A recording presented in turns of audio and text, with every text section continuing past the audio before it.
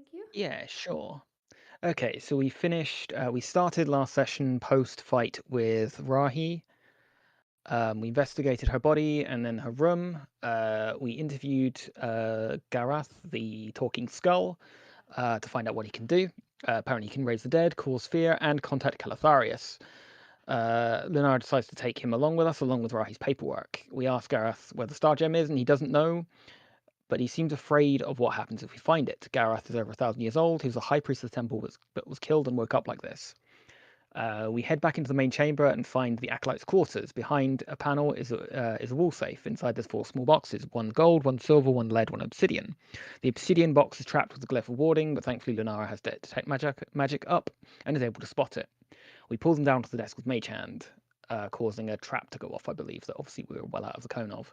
Gold, silver, and lead boxes contain small cones of incense, glow magically. The obsidian box is a small phylactery arm wrapping, not in a lich sense, but a small wrapping made to enhance prayers, and a ruby periapt with a heart, again glowing magically. The incense will enhance spellcasting. Once it's burned and prayed over, it will maximize spellcasting. We'll make a note to make use of this later. The next corridor has a darkness spell cast upon it. Lunara uses the spell magic to remove the darkness. The corridor has 4 untrapped doors. One has a red light shining from it, another dark, another dim light under it, and the final is also dim. The first room has a brazier glowing violet with various torture instruments. There's a skeleton chained to the wall with a magical necklace around his neck. Lunara uses Mage Hand to remove the necklace. Once the necklace is removed, the skeleton comes to life and struggles on its bindings. Gareth Yeah. recognizes. His name's Gareth now, I'm sorry. Recognizes the necklace is formerly his and suggests we put it on. This will be repeated. The second room has a circular platform in the center with a golden falcon-shaped idol on the altar on the opposite side, definitely radiating magic. Adriel recognizes it as possibly Usmagaran in origin. They used to revere birds as well as stars in the past. We mage hand the falcon idol off the altar and bring it to us. Gareth recognizes it as a holy symbol. We finally get some honesty from him and determine that the necklace has a level of protection on it. Lenara discovers she can't put the holy symbol in her bag of holding, but she can put it in her backpack. Lenara gets anxious if the idols move too far away from her. We have a conversation about Lunara's current predicament, Way suggesting physical surgery, much to Lunara's chagrin. We open the third door. There's a platinum monkey statue on the altar with eye gems. Adriel uses Mage Hand to push in the gems in the monkey's eyes, revealing a secret door behind the altar. Interacting with the monkey statue causes Adriel to morph into a monkey, much to our confusion and amusement.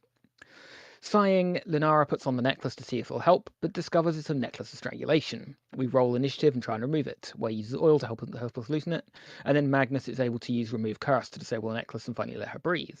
We put Gareth in timeout in Lunara's bag of holding. Also, the name of the episode is Adriel's Monkey Business. Lunara used spells magic on Adriel's monkey form, is able to pick apart the curse and return him to his normal form. We decide to throw the necklace of strangulation into Calatharius' pit and then open the last door. Inside, there's a tied man being tortured with food that's just outside of his reach. A continuous stream of wine flows down in front of him. His name's Barris Broadblade. He was the commander of the other organization, but he was overpowered and brought here for torture by Rahi. We give him some food and water and free him from his restraint. He tells us that someone's trying to kidnap the fiancée of the leader of Bralazar's son. There has to be a better name for that relationship because I can't keep fucking saying that. They potentially left about 3 days ago. He leads us to his camp via a storage area, including a team of captured goblins. We are taken to see Barris's ally. It's a female drow. Her name is Zamara. She is entirely unmoved by Barris's attempt to sway her. He thinks his second in command, Awad Al-Jan, has benefited from his disappearance. We try and work out if there's a way we can sway her over into our camp. End of session. Awesome.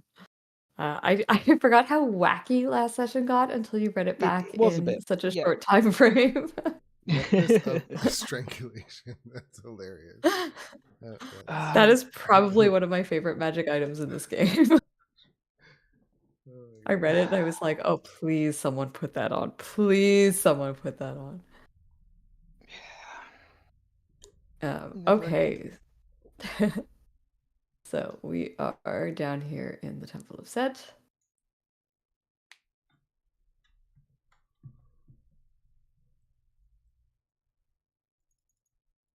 And you guys are, I will shift ping you down.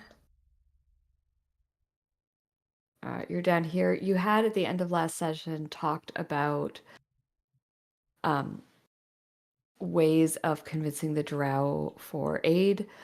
You had talked about perhaps the slaver offering them discounted prices on slaves. Um, that was the only thing I remember. And you'd sort Yeah. of like suggested to him that he should try, offering something instead of just more demanding, which is kind of what he did. Yeah. And then you had talked about ways that you guys could potentially sweeten the pot as well. And I think that was kind of where we left session. You were kind of tossing some ideas around. Yeah. So I will allow you to continue to toss. Yeah. So yeah, I'm not, as I think we discussed last session, I am not particularly high on doing things for the drow lady here. I would rather we keep that as a last ditch. Like, okay, can we do something for you to make this work? He has to offer something. Like, surely, if he wants his position back, he has to offer her something. Yeah, I don't I think see any other way. that makes sense. There's really not. I mean, and the way that Kirsty described even this drow bodyguard, like we're outclassed, so what do we really like? What could we offer Hmm. to do for them that they couldn't do for themselves?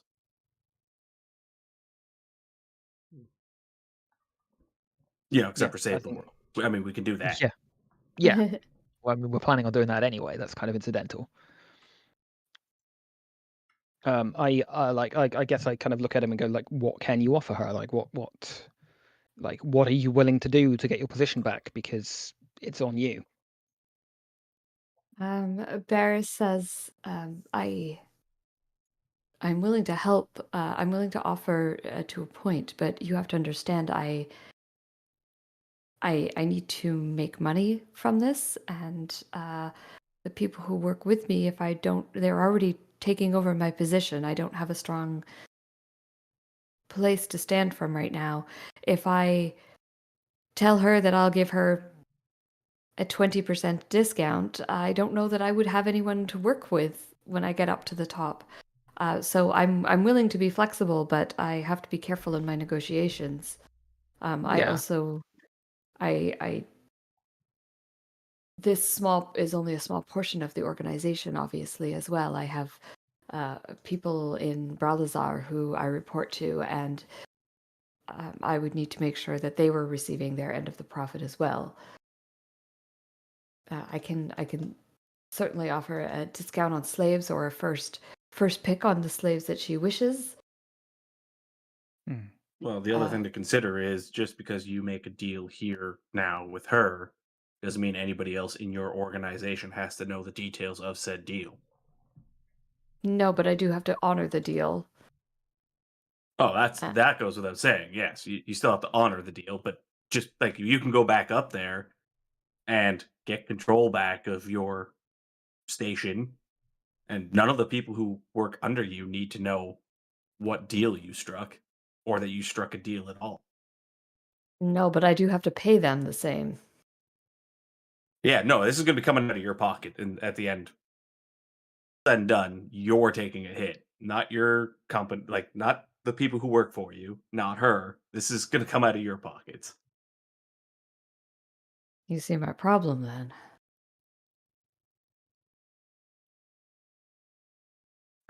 Magnus definitely just gives him like a dead stare. Like, yeah, I see a real problem with selling slaves to fill your pockets. Yeah. I mean, basically, the question you have to ask yourself is, how much do you want this?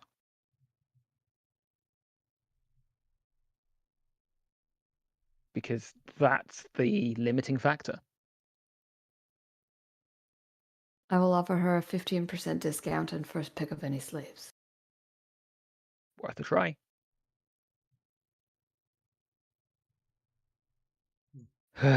Okay. Do any of us want to go with him for these negotiations? I say, I mean, looking at the charismatic folk. I think it's going to be here. Like, she came out from around here to talk to us, so I assume it's probably going to be here. Like, I can assist charismatically. I am good at. No, I'm good at lying. I'm not good at persuading. Then maybe that's an Adriel thing. Adriel, yeah, is good at persuading, but he doesn't want to really work with slavers. I mean, then I'll I'll take the forefront. He would rather set the slaves Okay. free. I mean, I would love to as well, but that's not really within our wheelhouse at the moment, I don't No, think. it's not a thing we can do right now. No. Right, I guess before we do this meeting, I'm going to ask the group to huddle up, and I raise the question, like, what do we do when this negotiation fails? Then we have to do What's it the our hard game way. plan? Which is what? What is our game plan? Good question.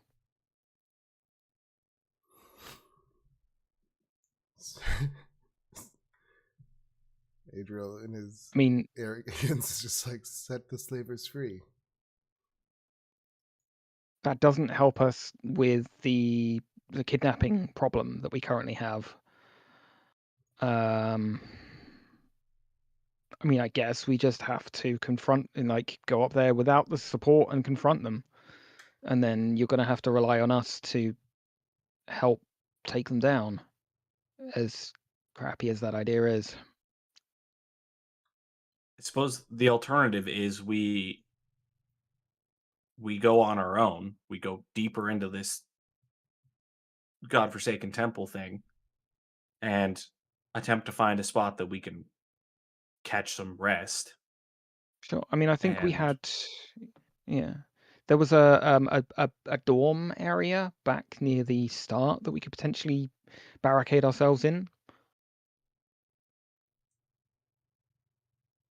yeah, because I mean, I think that's sort of our only option, because the whole reason we were doing this was to find a safe place to stay so that we could Yeah, send a message. yeah.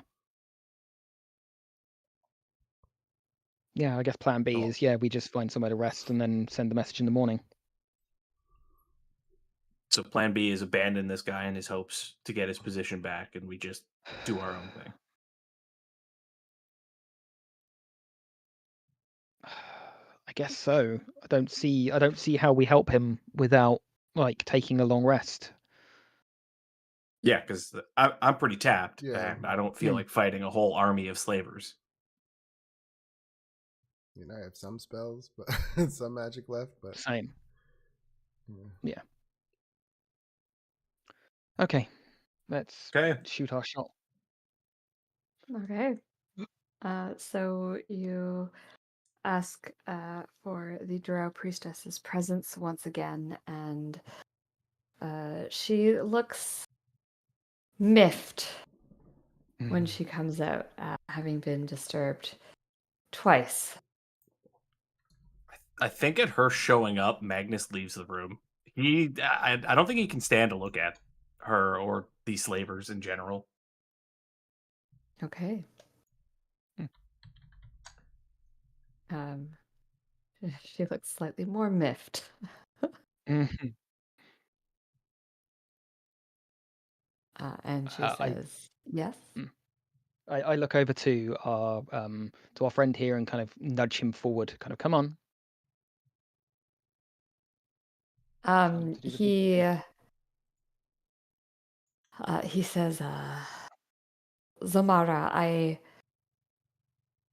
I have considered what you have said, and I know that you are a lady of business, and I thought that perhaps I could provide a counter offer in order for you and your men to aid me in recovering the situation up above. And she sort of like, again, looks annoyed and says, Darius, it matters not to me who I trade with, as long as there is someone who I can trade slaves with. I do not care who wins or who loses. And he says, I know. So what I was thinking was providing you with an opportunity that would make you care that I won.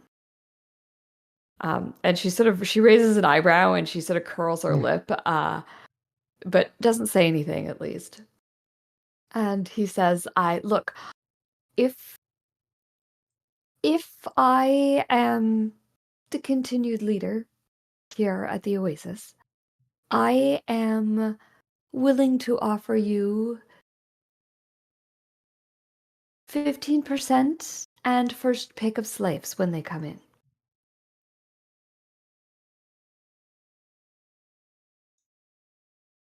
And you can kind of see her thinking about it.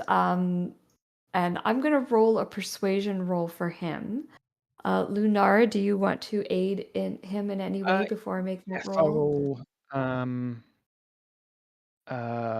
I will kind of say I feel like that is a that is a good offer. Like, you have someone who cares about the quality of his slaves, wanting to offer you a decent discount. Um, like, are you going to get an offer like that from the other side? Okay.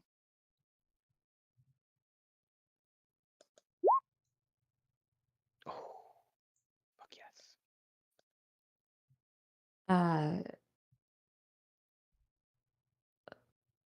These new prices are worth my aid. I and my men will assist. Although if any drow blood is spilled, we will not be pleased. What would you have us do? What is your plan for this situation? She sort of looks at the lot of you. I had hoped that Barras would have a plan to resolve this. Like, this is purely on his driving, so like we've had to hype man him up into this, but like he had a plan, I assume.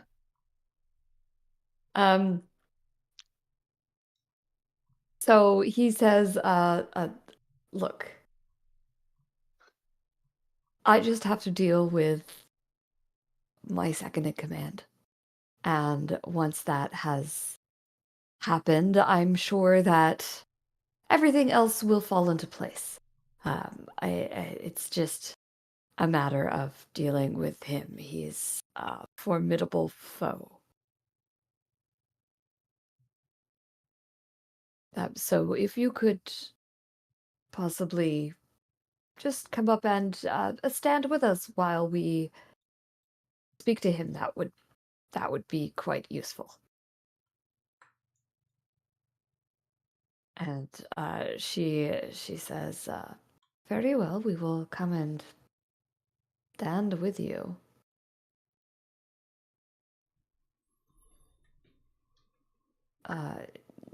And we will prepare to fight should fighting break out.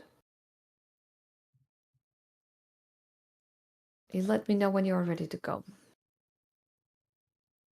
And she heads back to her room, presumably to like put on some like armor and whatnot.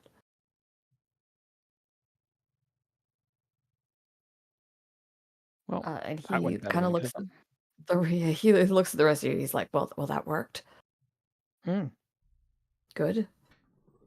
The question now is what is the plan?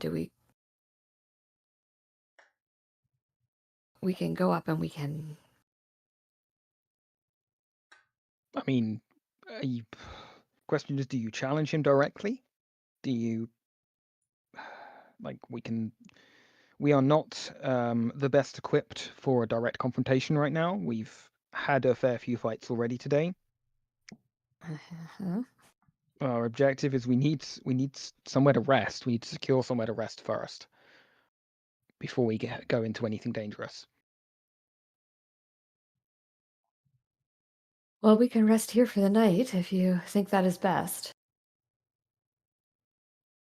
And then head up in the morning. I guess I kind of send Quoth to find Magnus and call them in. Yeah, I will come back in, and I just kind of glancing around, trying to get a feel of how the deal went. Everyone looks worried. We have our own side. We're probably going to have to challenge the other leader directly and like show that we have the drow in our corner, and hopefully that will convince more of his people to back us. But we need to rest before we challenge, because otherwise, if he doesn't fold, we're gonna have to fight. And I know most of you are tapped out, so Could we also not just present him as the cowardly backstabber that he is to the rest of his cohorts? Just be yeah. like, look, he sold out the old leader of this group, tricked him into being captured by the psychos at the other camp there, got him strung up and tortured. And now, despite all that, your old leader has escaped of his own, like under his own Mm. power, and returned in order to continue leading your group. So why would you back this cowardly person who will sell you out for a copper piece, as opposed Mm. to the leader who has taken care of you and made you all rich? Yeah, sounds like a reasonable go-to. If I know anything about slavers, it's that they're greedy. Yep, cash is king. Yeah, I guess we'll take a rest, get ourselves up to full strength, and then sort that shit out in the morning. Like we can rest here potentially, I guess. It's all the same to you. I think I'd rather go rest with the goblins. Or we go and fight. We go and get that dorm room. We go and barricade ourselves in the dorm room, because that's at least some separation, and there's some actual semi-comfy beds. Yeah, Okay. I'm up for whatever. Let's just find a safe Yeah. place to set up. Let's go for the dorm room then, because I can station Quoth outside so that no one can sneak up on us. Sounds good. Okay, I'm not gonna move you guys over. By the way, you guys still have that zombie with you. Oh yeah. Um, I just found her on the map. I was like, oh shoot. So I'm not gonna move you guys all the way over there. Just for the sake of taking a long rest and moving back.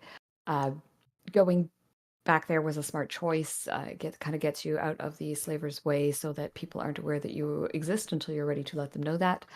You have no problem getting back there, and you can go ahead and long rest your characters.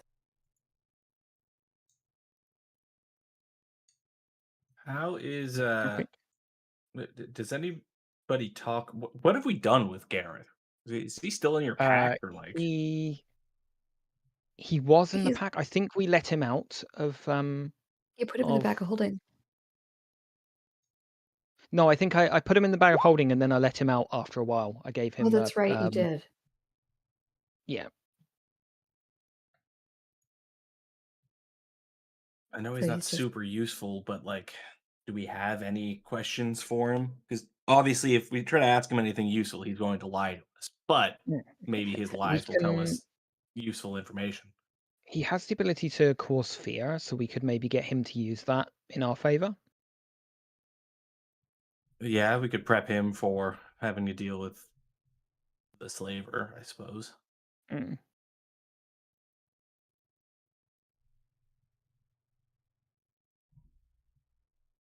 All I know is that if Calatharius does end up showing up at these camps, not going to be too worried about it. Mm. Hopefully he's not on his way here. Oh well. Okay. So yeah, I guess first thing I do in the morning, I have to do it. I hate using the spell slot first thing, but I need to cast sending to my mentor, whose name I totally have here recorded somewhere. Mhm. Man, where did I put it? There we go. Ardith Bay. Yes. He is in Fralazar, and Yes. you send a message to Ardith. You're sending a sending, so you've got, what is it, 25 words? 25 words, and I'm gonna get Lunara to help me plan out the message before I send it, knowing that I only have Okay. 25 words. What do we need to convey? That the princess or betrothed to somebody Yeah, is getting betrothed kidnapped? of the betrothed of the leader of Bralazar's child. Do we know the Um, leader of Bralisar's title or name? Uh, yes, you would. Hang on, let me. Where did I write it? What's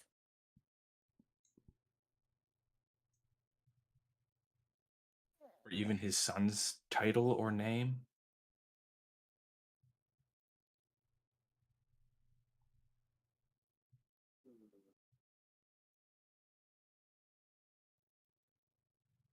Oh my god, I wrote down all of this information and damned if I could find it. Where did I put it?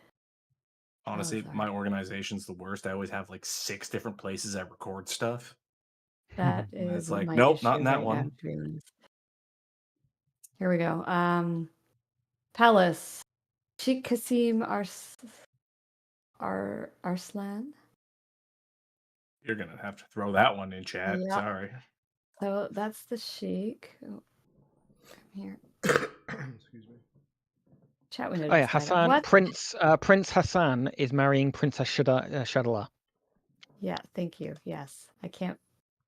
Chat has disappeared. Oh, it's popped out on me. That's exciting. Betrothed of Prince Hashan.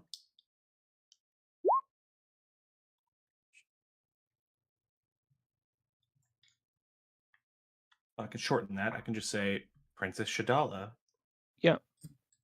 being kidnapped. The do we know what the company is called, that because it's his God, they've come up a couple of times, haven't they? The Sand Voyagers. Sand Voyager, okay. So something like renegades from Sand Voyagers are planning to kidnap Princess Shadala within the next day. Yeah. Yeah, that's what I will send.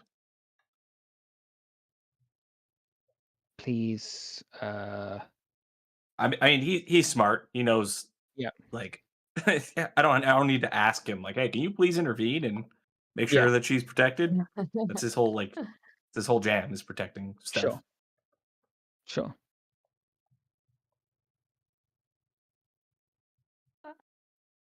How Yeah. many words did I have left after that? I get the Give you impression there's 7. only about 10. That's 7. Okay. Okay, then in that case, I'll give him a quick update and just say, quest progressing slowly. Okay.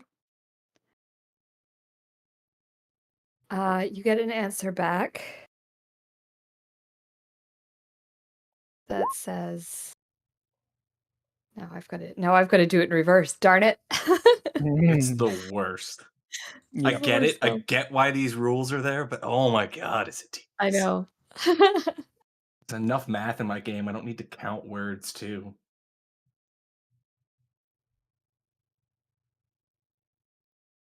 I'll inform Sheik of plot. Hurry on gems. Things getting bad with Calatharius. Okay. I will update the group when I get that response back. Be like, oh, it sounds like things are going even worse than we anticipated. So, thumbs up all around. Hmm. Oh, he's still got a little bit of words left. Mhm. He's going to say, come back to Bralazar when you can. Okay. So we need to wrap things up here pronto and get back.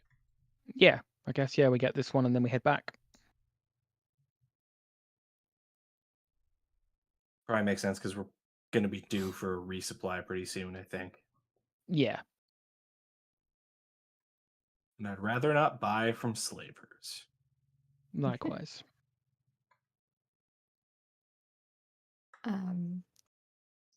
Except when you bought the wagon.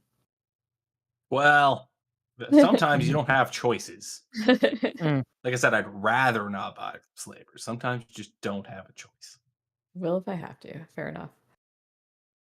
Okay, so with that, go ahead and long rest your characters. You are undisturbed. If you haven't done Okay. so already. Yep. Nobody else put on any cursed things so I can save my other 3rd level spell. I mean, Lunara is still has the like idle thing that she's kind of not putting down. But- Oh, right. We still need to figure that out, Yeah. but that's not causing any serious issues at the moment. Well, I mean, we it don't kind of know. is. We don't know what's Sure. happening. It's not causing any serious issues affecting Magnus, so it's not an issue. Magnus, can you roll me an insight check, please? I can't. Actually, Way, Adriel, and Magnus can all roll me insight checks. Is this something I can guide myself on? No, because it's kind of a passive. I didn't think so. That's Check. why I asked. Yeah. Okay. Magnus, you noticed that yesterday Lunara was just fumbling a bit. And it doesn't seem to be any better today. Fumbling as in like tripping here and there or dropping stuff? Fumbling with like everything she does. She's got Jesus. to pause and think before she speaks, kind of idea. When just anytime she does something, she's not doing it with her usual efficiency and competency. Okay, Lunara, do you still have Mhm. your magic-y eye thing going? Yeah, I'll be keeping detect magic on. Like, yeah. That idol that you care so much about, is it magical? Oh yes. Hmm. So that Because rules out my first I remember, line of options. Adriel really did want to get that away from her because his one of his options he was going to do was throw it in the hole, but he didn't want Lenara jumping after it. So That probably would have Because happened. yeah, my Because- first choice was I was just gonna get her to put it on the ground. I was gonna smash it with my mace, but if it's magical, that's not gonna be enough. yeah. And Um, there's no undo curses. You have there is. God damn it. remove curse. Yeah, I'm just gonna. Remove curse. Yeah, I'm gonna get Lunara to come over. And just, hey, can you Mhm. just come over here for a second? Just put the idol down right there. Yeah, you can keep looking at it. Okay. That's fine. Mm-hmm. And I just want to make sure the cast attempt is one action. Okay. I kind of, while she's distracted looking at the idol, I walk up behind her and slap her across the back of the head and cast Remove Curse. Ow! Why did you? Thank you. I think. Lunara, you no longer have the same care for the statue that you did, Ah, thank fuck for that. Thank you. and you no longer have to take -2 to all your rolls. Thank you. Yeah, if there's one thing I've learned, hitting somebody hard enough will remove curses.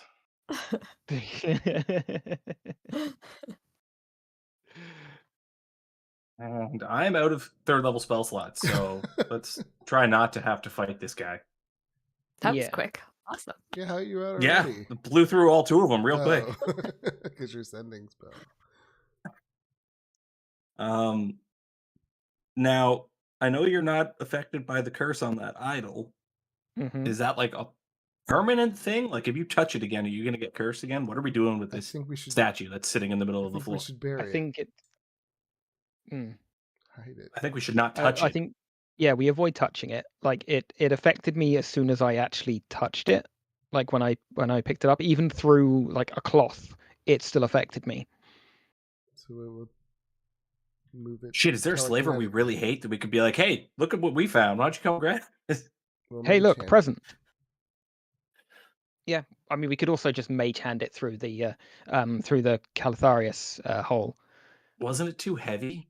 It's like solid gold, isn't it? Oh, we might have had to mage hand it together. Actually, we might have had to. Yeah, there's two of you mage handing it. Yeah. Alternatively, we just leave it sitting Or we here in just- this bunk room. We just don't touch it again and let the next. We just Yeah, put a just sign have on it it. be somebody else's problem. Yeah, let the next person. Lunara is gonna like get out some paper and write like cursed item, do not touch. Yeah. Do not this touch is- dead inside. Yes, exactly. Yes, yeah. I'll write in all the languages I know too. I'll just say curse. Stuff like they have to do for the nuclear like waste disposal things. Like this is not a place of honor. There is nothing worth dying for here. For the last two, I'll write in both celestial and infernal. It'll just say, seriously, don't touch it. You've been Yeah, warned." just yeah. Right. Well, okay, that's some of the problems dealt with. Let's go deal with the big one for the day. Okay. Noticing you wrote in Celestial, though, Adriel says to you, where did you learn Celestial? Was it part of your training? Well, I am a cleric. Yeah, Yeah, that's it's what I it's kind of figured. important if I want to, a lot of the spells and stuff that clerics can learn through proficiency. A lot of them are written in like celestial and ancient celestial, and I some of them are guess- draconic, but it's few and far between. So Yeah. Master thought you should probably learn how to read this if you want to be any good at it. I guess you would have known that on some level. Yeah. I mean, it's not the case for all of Yeah. the clerics, but in my case, I came into being a cleric without a lot of background in religious stuff, so learning how to read it would have been useful. Okay. Yeah, Lunara will have added notes to it in like Sylvan and Draconic and Ancient Synodician just for the shits and giggles of it, because she knows it. Not that probably it's ever going to be necessary, but so yeah, we'll make sure it's well and truly marked. I love Can't how- wait till we leave and some rat comes in and just eats the parchment that we wrote everything. I like how I know like 11 languages and I don't. None of them are going to be useful, really, except for one. It's funny. Wow. I know 2, 3 if you count Synodician. Yeah, that's one. 4. I know 4. That's great. Okay. Yeah, So yeah, let's go and do the thing. Okay. So the next morning, you guys go back to the area that you are currently in, and you head on a little bit deeper into this area to get up. I would I'm clicking on the screen madly as though I'm trying to turn tabs, and I'm not. I would trying to turn cast maps. mage armor right before we got back into this room. Okay. Yeah, and I did see you Yeah. through that in chat earlier as well, so that's no problem. Your zombie, I think, sticks around until she dies, basically. I think that's how that spell works. Oh, okay. Can we give her like a hood or something so she doesn't look quite so mangled and beat up? We Yeah, we can give her a cloak or disguise her, something. to make her look like some sort of random acolyte or something following us around, or a bard. I mean, yeah, there are acolyte cloaks and stuff around, so we can give her one of those. Yep, for sure. She's So a fresh she's- zombie, right? So she looks still mostly human. Yeah, Or but we does also beat or the does it- shit out of her or when we does- were killing her. So. Yeah, I know. I'm just curious how it works. Or does the spell like make their skin look necrotic when it turns, or do they still keep their? You know, it's not a question I've ever I was just curious. really contemplated. I'm gonna rule that they stay normal. They look normal until they decompose. They start It to doesn't stop them decompose. from Okay. rotting. But yeah, so she would look basically as she did when she died, which I mean she was pretty beat up, but Yeah. Mm. One could also think the necrotic energy of a spell could like speed it up a little bit. regenerate her a Yeah. little bit. Yeah, that's true, eh? But yeah, I was just curious how your zombies were. Not something I've never thought of, but you know, first time for everything. Yeah, so you guys are taken, like I said, back to the area that you are currently in, and then down this hallway, sort of down here. And I'm just going to lead you down here because I anticipate you guys coming back. Okay. Just because you still haven't done the Star Jam down here, and I assume that's still in the plan. So I'll let you Yeah. just follow on behind me here. Where are we going through Sorry, this way? through the or- north South? door. Yeah. Oh, through the Oh, north. through the Okay. north door. Ah, I see. Okay. How does Broadblade look? Because he was hung up and Is someone tortured for a dragging us, or are while. we moving ourselves? Yeah, move ourselves. You're moving Oh, yourselves. okay. I wasn't sure. Sorry, that wasn't very clear. Broadblade is looking a lot better this morning. Much like you, he got some sleep and some rest, and he's still not probably at 100%, but he's much better than he was. Do you want to give me let's call it a strength check? Or actually use your fighting modifier, whatever that is for you. I think it's wisdom for you, right? For me, that's wisdom. I Yeah, think. so Well, give me a wisdom it check. depends. If I'm using the Warhammer, it's still strength, but which would you prefer, strength or wisdom? Wisdom's fine.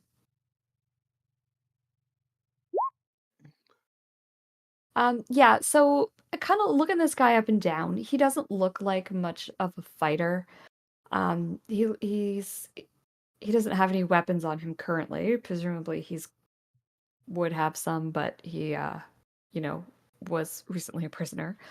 But he doesn't look he's not got the muscles or anything like that makes you think that he's a terribly strong fighter. He looks better than your average commoner, but that's about it. I'll give him a Synodician short sword that I have in my pack. You know, Oh, just super, in case okay. just in case it comes to it. Just in case things go sideways. Okay, I will Yeah. add that to his sheet. I am can actually going add- to ask him, like, what are you good at? What am I good at? Yeah, like if it comes down to a scrap, are you quick and agile, good with a bow or crossbow, or do you sling spells? What's your deal? Oh, I see. No, I am no mage. Oh, this is character sheet. There it is. I trained with a rapier when I was younger. Okay, because I think our game plan is to sell you as like a returning hero kind of thing where you escaped the bonds. So we kind of need you to look like a hero who's escaped under their own power. I will do my best. Let's see if we can source a rapier from somewhere. Maybe these drow will spare you one. He says, you know what? There will probably be some in the room we are about to enter. Follow me and I will pick one up. How convenient. Because the room you're about to enter over here. Looks like a torture room.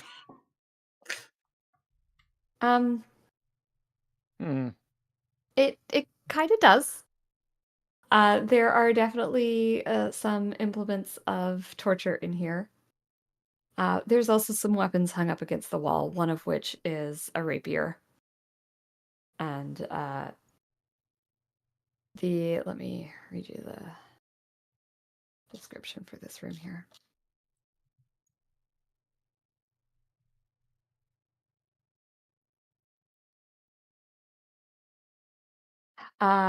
This is so this large room is dimly lit by guttering wall torches. Fluttering shadows lie across wooden contraptions of inhuman torture. A sign is scrawled across the length of the western wall. It reads, "Recreation Room." there's doors in the north end of the east wall and the east end of the south wall. That's confusing. And a large gate of iron bars stands closed in the center of the east wall. Please tell me there was a sign on the door that said the floggings will continue until morale improves. Yes, Okay, thank you. just for you. Seeing the wooden rack, I'd kind of gesture to it and go, "Hey, Way, if you want to stretch your back out." Mm. I don't have anything to say to that. Ha, ha, ha, ha.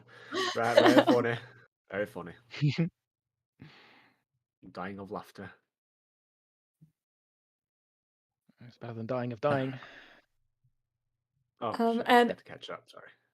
as you guys sort of move a little bit further into the room here, you can see that there is a bugbear who is torches on in here. Of course, I don't. There's a bugbear who has some people in behind bars. Presumably, these are some of the slaves, and they are being guarded. There is also a ladder on the wall leading upwards and out towards the slavers' area. The bugbear sees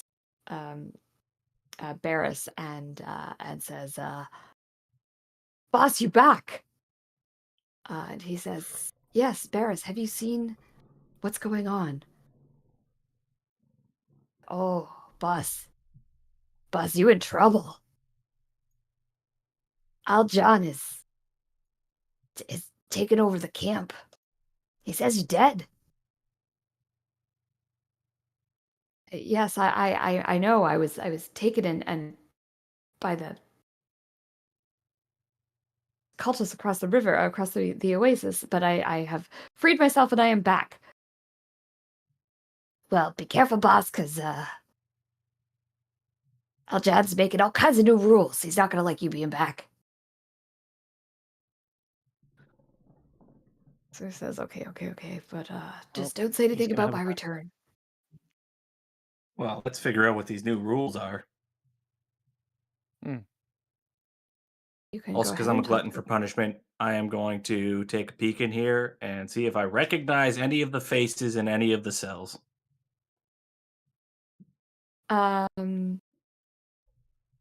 You do not recognize any of the faces in any of the cells.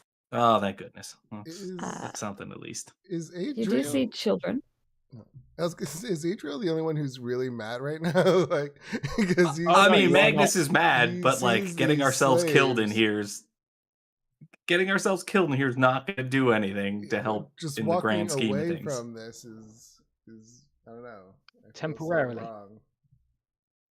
This is one of those pick your battles. This is not a battle we can win at the moment, so But we see, circle back Adriel to it when thinks we he can can. win. Adriel thinks he can win this battle right now. It's just a Pick your bugbear. battles. That's too many. Put some back. No, that's too many too. Put some of those back as well. Keep putting the battles back until you get the right amount.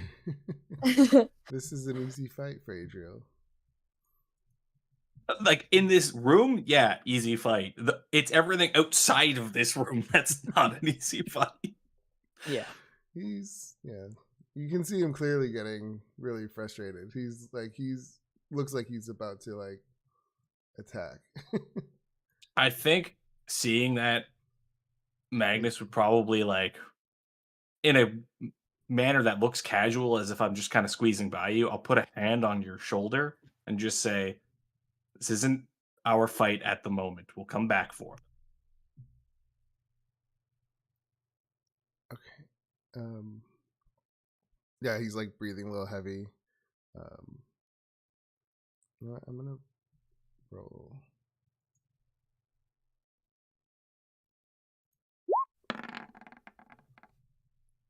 Okay. And he hears what you're saying and he kind of calms down a little bit. And he just takes a deep breath. He says, "We have to release them."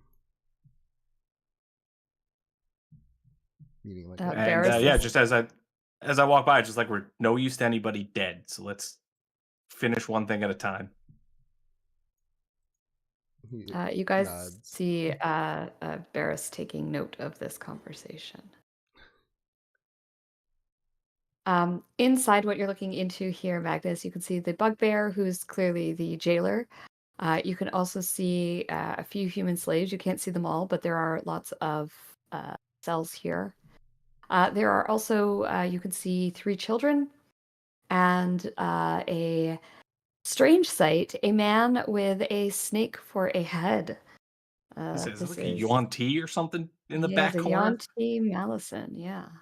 I mean, They're Magnus slavers, doesn't know too. anything about Yuan Ti, but I kind of do. And I'm like, well, maybe he Yeah, can yeah. stay in there. I don't know. We don't really need that one with us. Are we really gonna be racially discriminating slaves? Yeah. Alright. I mean, there's children. Yeah, like I said, this, no East anybody dead. Let's just get this guy back into power. All right. All right. So the slaver heads up the stairs ahead of you. Why are you I'll quickly giggling lean like over that, to this. Kirsty? I love putting you guys in a moral quandary where it's like, and they're slaves, and some of them are children. Of course they are. Before we head up, I'll just kind of lean over to the bugbear and be like, hey, what's the new rules? Just so I know what not to do. The bugbear says, first rule, most important rule, do what Aljen says. Second rule, things are much tighter, much more military. To be honest, it's kind of nice to see. The old guy was kind of a pushover.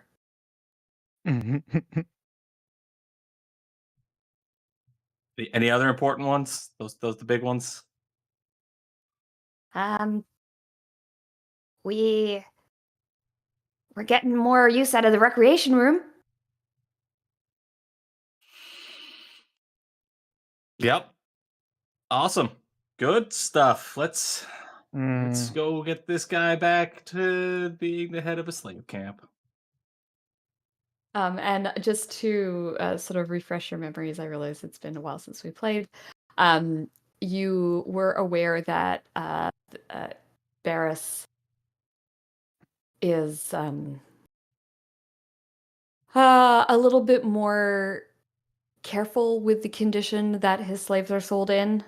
He told Yeah. you that one of the big differences between him and Aljan is that Aljan kind of tends to punish a lot more, whereas he wants to make sure that the slaves are fed adequately and given all the things they need so that they are strong and healthy and able to be good slaves for a long time. He's kind of a quality over quantity kind of person, whereas Aljan does not feel the same way.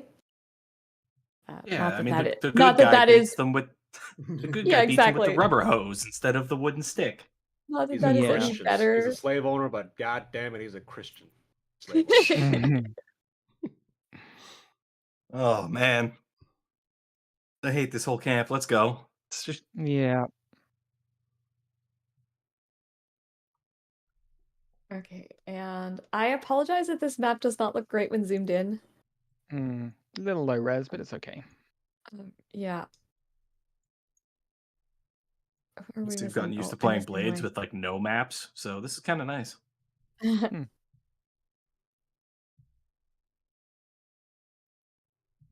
right, wait. Way's I don't know why- tiny. I don't know why Oh, our little YouTubers tiny keep going Way. on this little tiny baby way. There we go. Oh, he's so cute. So a little bit of an overview. I don't know why I turned dynamic lighting on this map because I decided not to put it on the tents because I didn't think it was worth it. So I'm just going to turn that off to. I can see the whole map.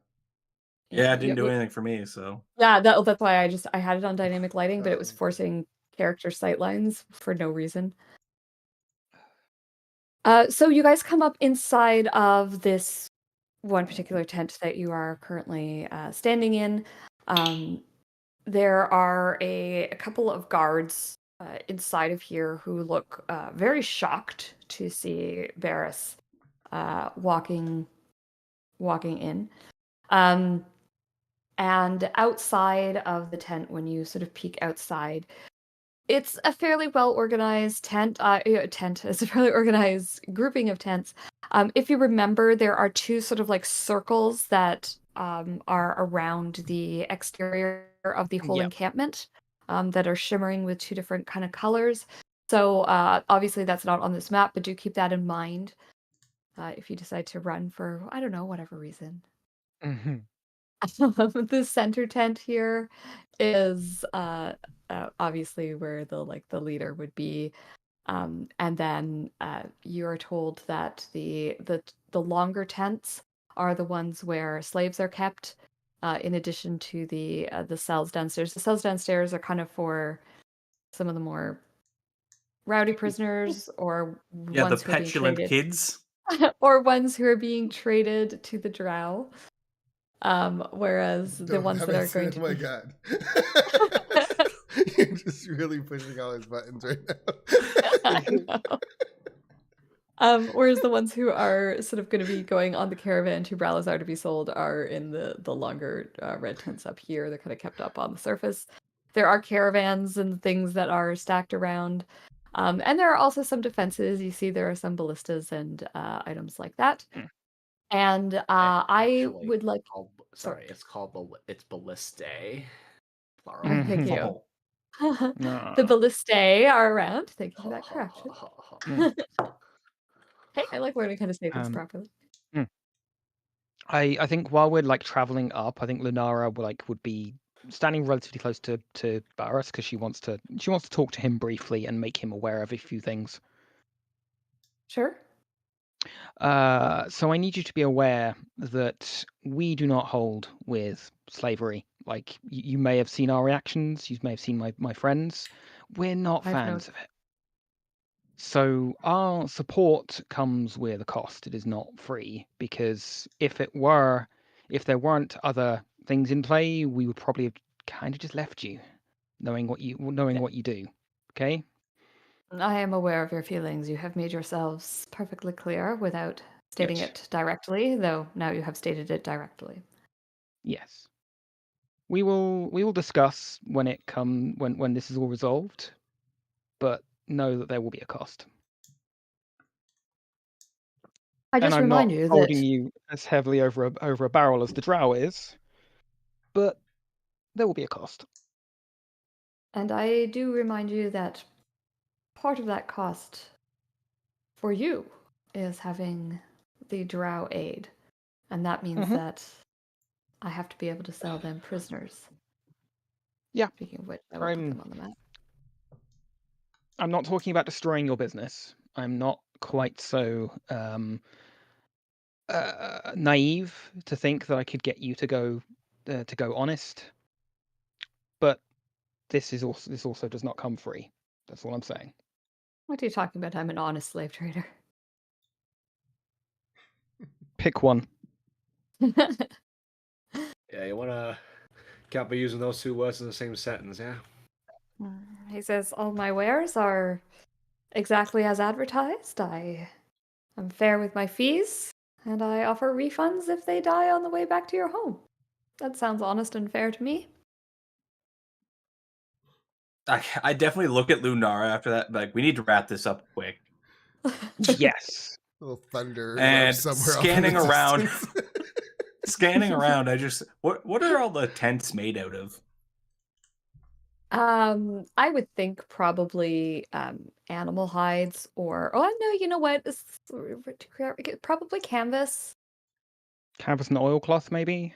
Yeah. That sort I of don't even know thing? if Yeah. they'd need the oilcloth because it doesn't guess rain not, a no. whole hell of a lot in the desert, so Yeah. probably just canvas. Doesn't hurt to Yeah. help. I mean, it doesn't hurt to have it anyways. That's what True. insurance is for.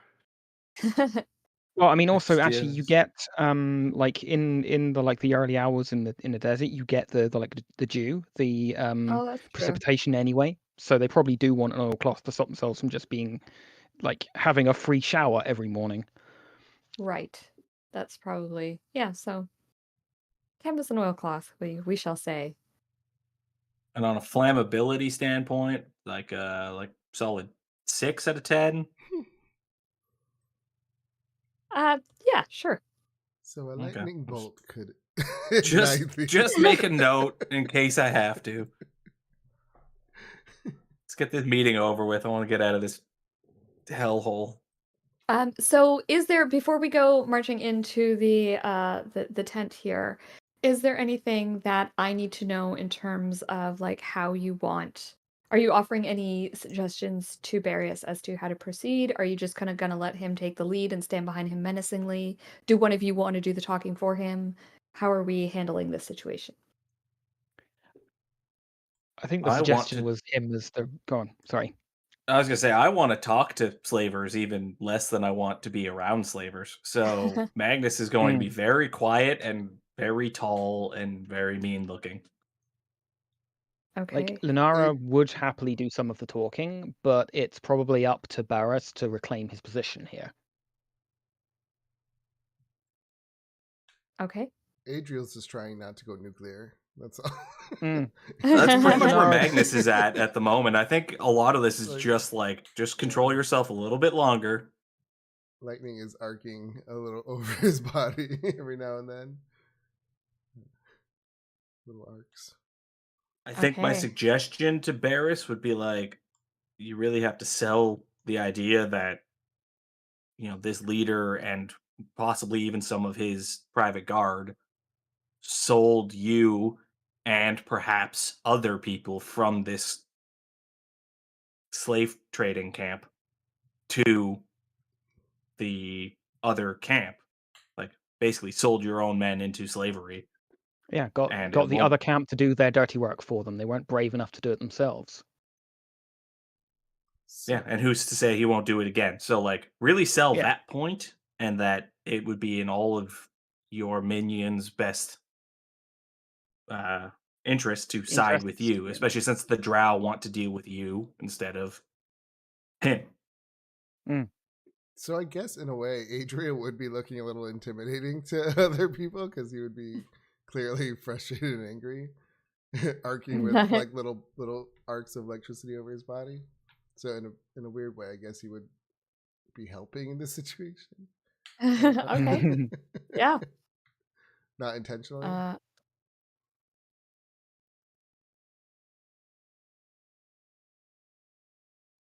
Alrighty, so you guys head, I guess, then just as an entourage towards the center tent.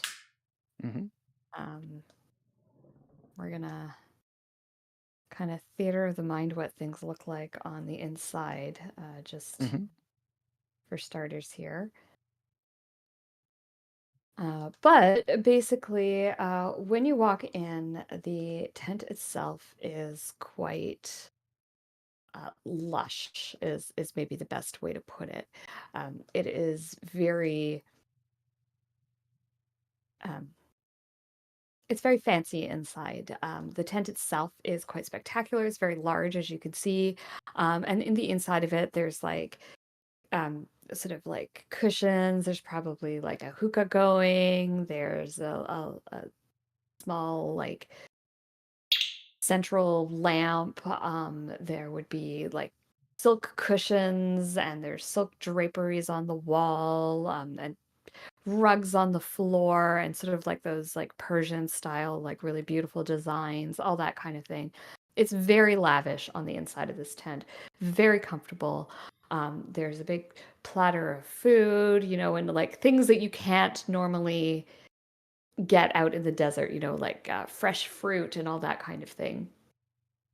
And sort of sitting, leaning on against the pillows is this man here, who is obviously Awad Aljan, and he sort of looks towards the Barris and says, "Barris, you've managed to escape. Well done. Oh, and you've made some new friends. Come in." And then he smiles at the drow and he says, Lady Zamara, welcome. Please come in, have a seat. And he pretty much ignores everyone to sort of treat Zamara as the most important person in the room. He He invites her over to have a seat. He makes sure that food and drink is offered to her, and she does. She comes in, she sits down, takes some of the food and drink, and sort of accepts that as her due as the most important person in the room. And then when she's finally sort of situated, he says, "Can you take the undead thing out of the tent? Quite frankly, it's gross." I mean, And he kind of is. We don't like the term undead. Yeah, it's archaic. We prefer the term recently not alive. Anymore. whatever it is, it smells. I think Lunara will kind of look at Gareth and tell him to like get her to just basically walk away, just walk this way and just keep walking. Okay, yeah, she does. She sort of walks over this way, out of the way. Yeah, just keeps going. Just out into the desert forever? I mean, yeah. Okay. She's gonna keep walking. That's kind of evil. It's horrible. Goodbye. I Nice know, try. that's so wrong. Hopefully okay, something will kill and it. hopefully.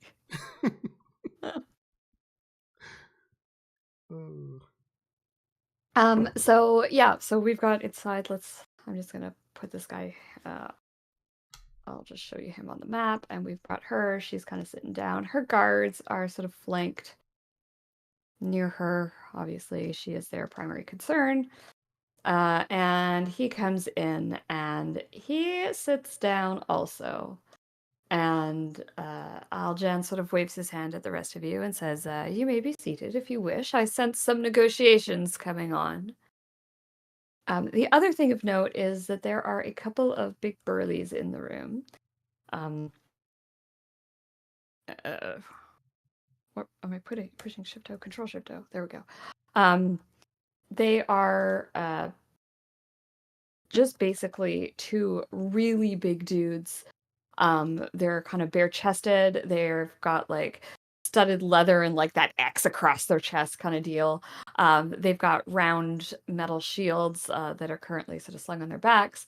And they've got spears, and they're massive. They're probably slaves, but they're probably high level slaves, if that makes sense. Slaves that have been given certain freedoms in order to be allowed weapons and this kind of thing. And they're sort of flanking this guy a bit on the menacing side. They're standing while he sits. And how do you guys approach this? What tactic do you take? Do you sit I down? mean, I have to ask a really important question first. They're big guys. How big? And they look pretty big. They look pretty. I mean, yeah, that's pretty big. But are they like 6'8", 260 pounds? Yeah, they're not big like you. Yeah. So it's honestly, I think Magnus sees them, walks up to one, looks down at him, and goes, and then walks back. You can see him eyeballing you, and he mutters to his friend, "Look slow."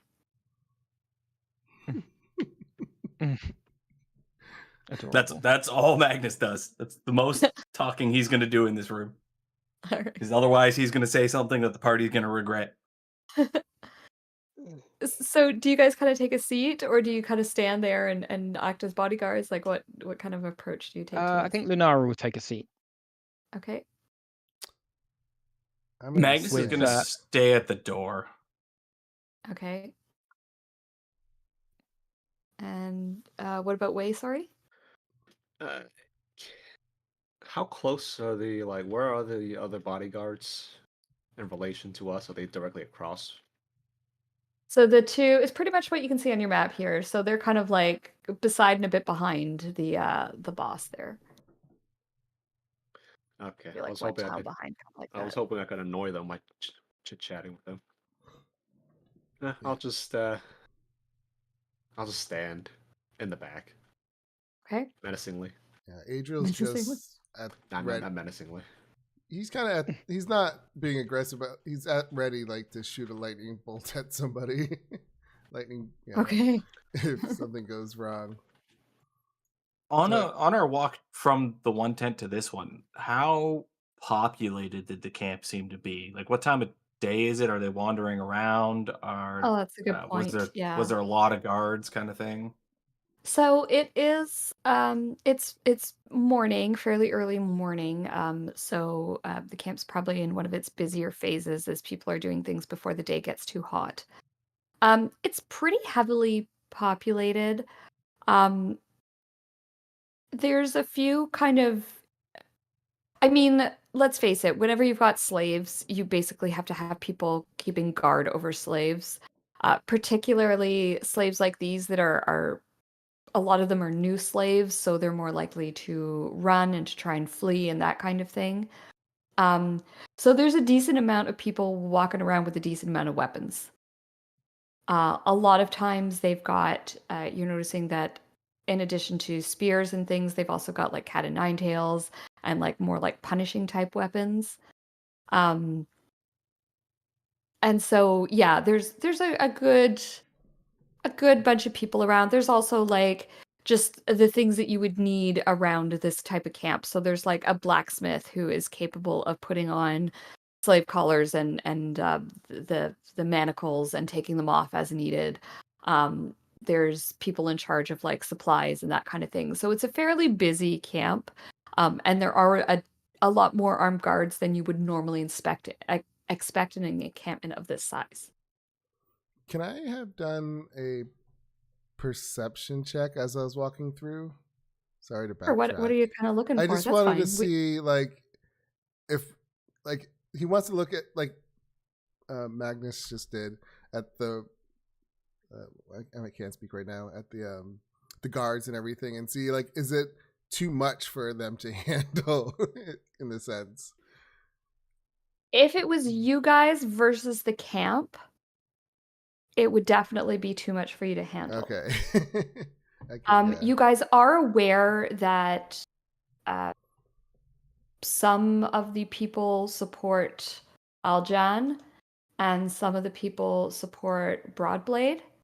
Hmm. So if there was a way to Yeah, no, yeah. get his supporters on your side, then things would look a lot more feasible depending on how many followers he has. Okay. Or ending things on a with this negotiation might mean that there's no combat necessary depending on how this goes. Yeah. Okay. So he keeps that in mind. Thinking Okay. he can like start a riot of some sort. Maybe get all the prisoners to flee. I mean, That's- Magnus these is are honestly thoughts. considering if the negotiations start to go badly, he may just go outside the tent, go back the way he came, down to the jail cells, kill the bugbear, and let those slaves out. It may be what Adriel will he's be right. contemplating the whole time. Well, you and Adriel are both like contemplating these things. 'Cause he'd be right there. He'd be right there next to you, helping you out if you saw that. All right, but yeah, he'll just keep his mouth shut until he can't anymore. Okay. My next question is, it's 20 past the hour. Do you guys want to do the negotiations now, or do you want to take your break first? I'm good with a break. Yeah, Do you want to break break works. now? Okay, yeah. Yeah. So I don't know how long the negotiations will take, so or what they will turn into. So why don't we take our break now? It's 20 past. We'll meet back at half past the hour, and then we will pick up from there. Alrighty. Yeah, sure. All right. Sounds good. See you guys in a bit.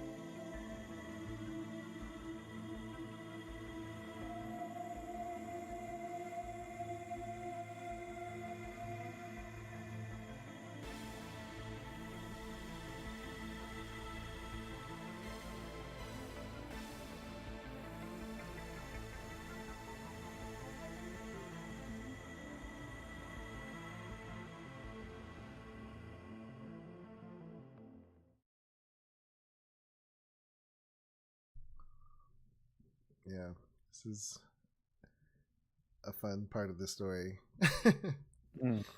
It's these old modules they're very bare bones. With just like random weirdness sprinkled in. But it doesn't take much to turn them into like a really good story, like with really interesting, because the weird characters that are just kind of like randomly interspersed there, when you're trying to figure out why they're there, all of a sudden you've got a cool story. Yeah. Yeah. I kind of like really the like older running them. modules because it seems to encourage, like, here's something to start with, but this is your story. Make it interesting. It's not Yes. just Yeah. here's a book with like step-by-step instructions of what your group is supposed to do. Exactly. Love the new modules for that reason. It doesn't seem like there's a lot of room to play with them. I think they try and give you stuff to role play with the newer modules. The problem is that as soon as your party kind of goes in a different direction or handles things differently, all of a sudden it's a lot more work on the DM to make that fit in with the story. Yeah, I find it gives you enough information to run it the way they want it run, but they don't give you the information that you need to be able to make it feel alive if the group goes off script. Yeah. Yeah. Yeah, it's a lot more work. Like, just that give me a way. character and their motivations and what they look like. Done. That's all I need. I'll figure out the rest. And that's kind of what they do with this, and like with these older modules, and it's great. Like the whole drow in the cave, they give very little information on her. They provide her with some sort of bare bones stuff and sort of say like she's here, she trades with the traders. And then you can kind of take that and run with it as you will. Like, how important is she to the traders? And in this campaign, because of the way that things shook out, she's become really important. She might have just been like a creature you ran into, but there was no like. It didn't matter if you didn't run into her, and it gave some fun role play opportunities when you did. By the way, if anybody wonders why Magnus is dealing so oddly with the whole slavery thing, you should take a look at what his god is all about. Okay. Hey, welcome back. We're all reading about Ilmater right now. Or Ilmater. I'm never sure which way to say that. I think it's Ilmater. Ilmater? I don't know. I've always said Ilmater just because I like the car from Cars. Pronounced Ilmater. It's literally on the first line. Oh, so it There you is. go. I skip over all those bits. Guys, come on. What are you doing? Yeah. He's the one who looks out for like all of the tortured and suffering and oppressed and persecuted. So like, Yeah. this is Magnus's whole deal. Fair.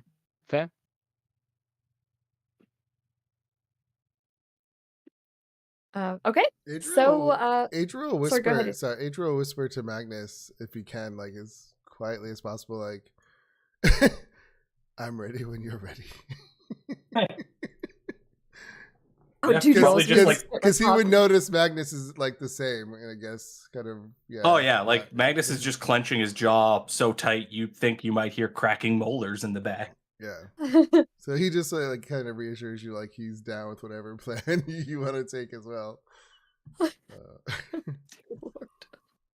And this is when we get half the party killed.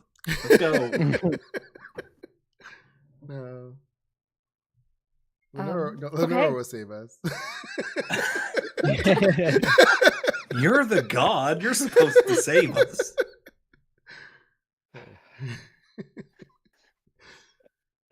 So, why is that showing up?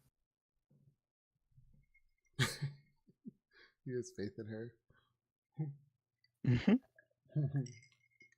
So as I said, Aljon is sort of leaning back in his cushions. He seems relaxed and confident, which is seems to be creating a little bit of concern in Barris. Just one moment, sorry. Sorry, someone had the audacity to walk up my neighbor's driveway in the dog. I just wanted to How make sure rude. that everyone knew that he knew that they were there. So Aljon is relaxed, and it seems to be creating a little bit of concern in Barris. You can see that he is he's trying to play it off, but he does seem to be visibly concerned about the way that this is shaping up. When I also want to call her Zara, and it's Zorma. When Zorma went and sat down, there's that little bit of concern. Is she going to betray us? Is she on our side? What's going on here? So he seems a bit uncomfortable. He did sit down also, trying to create an equal power balance, but it's already not looking great. And Aljon says, while you were gone, I have had the honor of taking over the operations here. And my supervisors are impressed with the amount of money I have been able to turn over in this last week. And have officially promoted me to the position. I'm sure you will be pleased for me. And Barris says, I'm indeed pleased to hear that you are doing well. It's too bad you will have to step down from this position now that I have returned. And Aljan says, I shall not be stepping down. As I said, I have been promoted into this position. Perhaps you can find other employment in the company, or you're welcome to stay here as my assistant, second in command. At which point you can practically see Broadblade like bristling. I wish we'd found out before we went in here how Broadblade originally came to lead these people. Because I'm starting to think he was, the owner's son kind of deal. And he says, well, I think you will find that without me at the helm, you will lose one of our most valuable allies. And he sort of points over at the drow, and Zorma sort of says, it is true, I have been offered a better deal with Barris Broadblade in control of your camp. So my preference would be to see him in charge. And I'm sure if your supervisors were aware that they would want to make sure to keep the trait of the drow. We bring much to the table, as you are aware.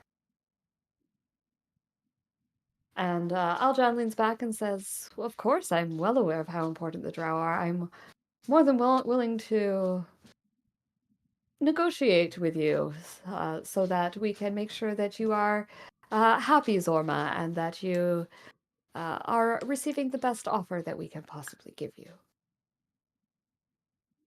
And she says, he has offered me 20% and first pick of all the slaves. And Aljan says, done. And she says, excellent. Well, it was a pleasure negotiating with you.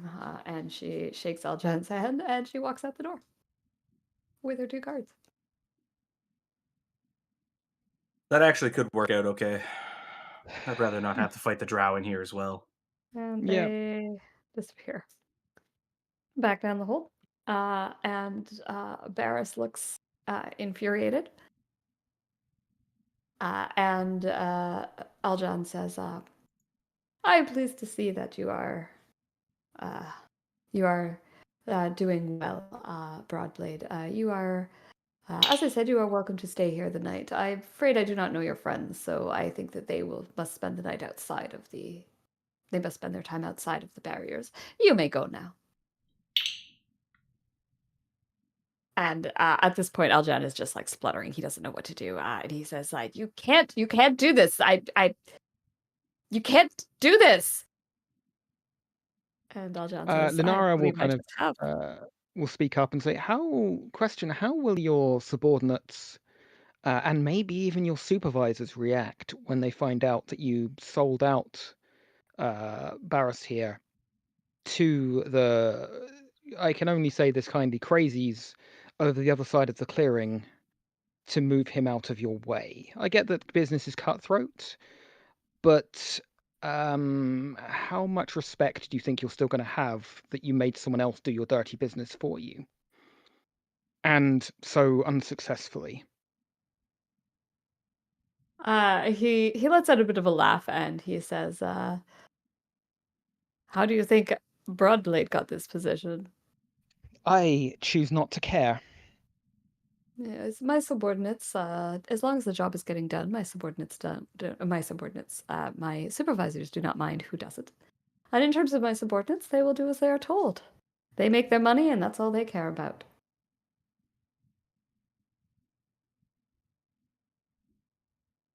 Lunar attempted to do something very stupid right now. Dude, I mean, dude, Magnus is seriously considering silence and just murdering everybody in the tent, but that would make us useless. I don't know if I wanna do that. Yeah, I know that it would. makes me mostly useless too. But it might keep the guards from rushing in. Yeah, it's not gonna help unless you can take them all. Lunara, kind of, you see her eyes kind of start to glow white, and she says something in Sylvan under her breath, and is going to cast Cause Fear on our enemy here. And I'm going to upcast it. I'm going to do it on all three of them. Oh, interesting. Okay. I'm going to upcast it at third.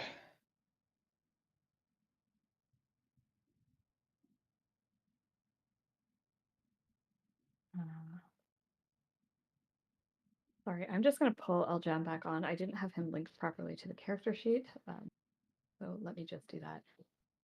Where's the... My, oh.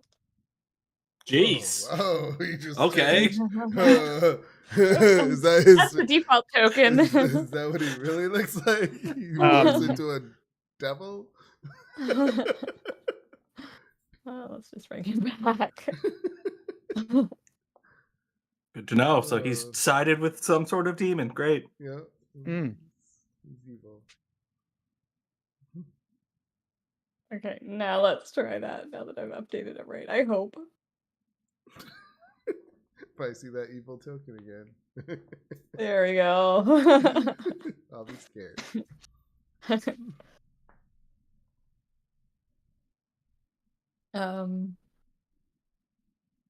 Yeah, so you guys cast fear. So that is Mhm. going to be wisdom saves from them, Yeah, right? wisdom saving throws. Okay. So quickly, Lunara, what do your elf eyes see? Magically, that is a bunch good of- question. Oh, that is a good question. Before we pop things off in here. Nothing magical actually. Okay. Yeah, he doesn't need it. That's either a good thing or a Uh, bad thing. I am going to react to him passing that wisdom saving throw with my 1-a-day use of silvery barbs. Okay. So I'm going to get him to roll that again for me. I'm just going to roll for the two guards. One has succeeded and one has failed. So the one that failed is this guy, so I'm going to put the little fear token on him. And Wei will get the advantage on his next d20 roll. Okay. Thanks. There we go on him. And he is going to re-roll some save. Because I intimidated that one by being taller than him. That's why he's Yep. afraid. Clearly.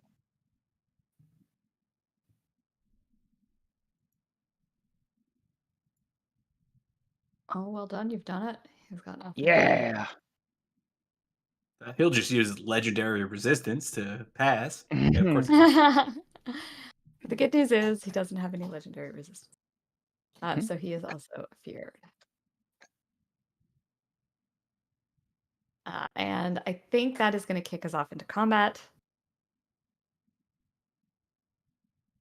Mhm. So let's roll initiative. This is gonna be so bad, guys. Oh my god. It'll be fine.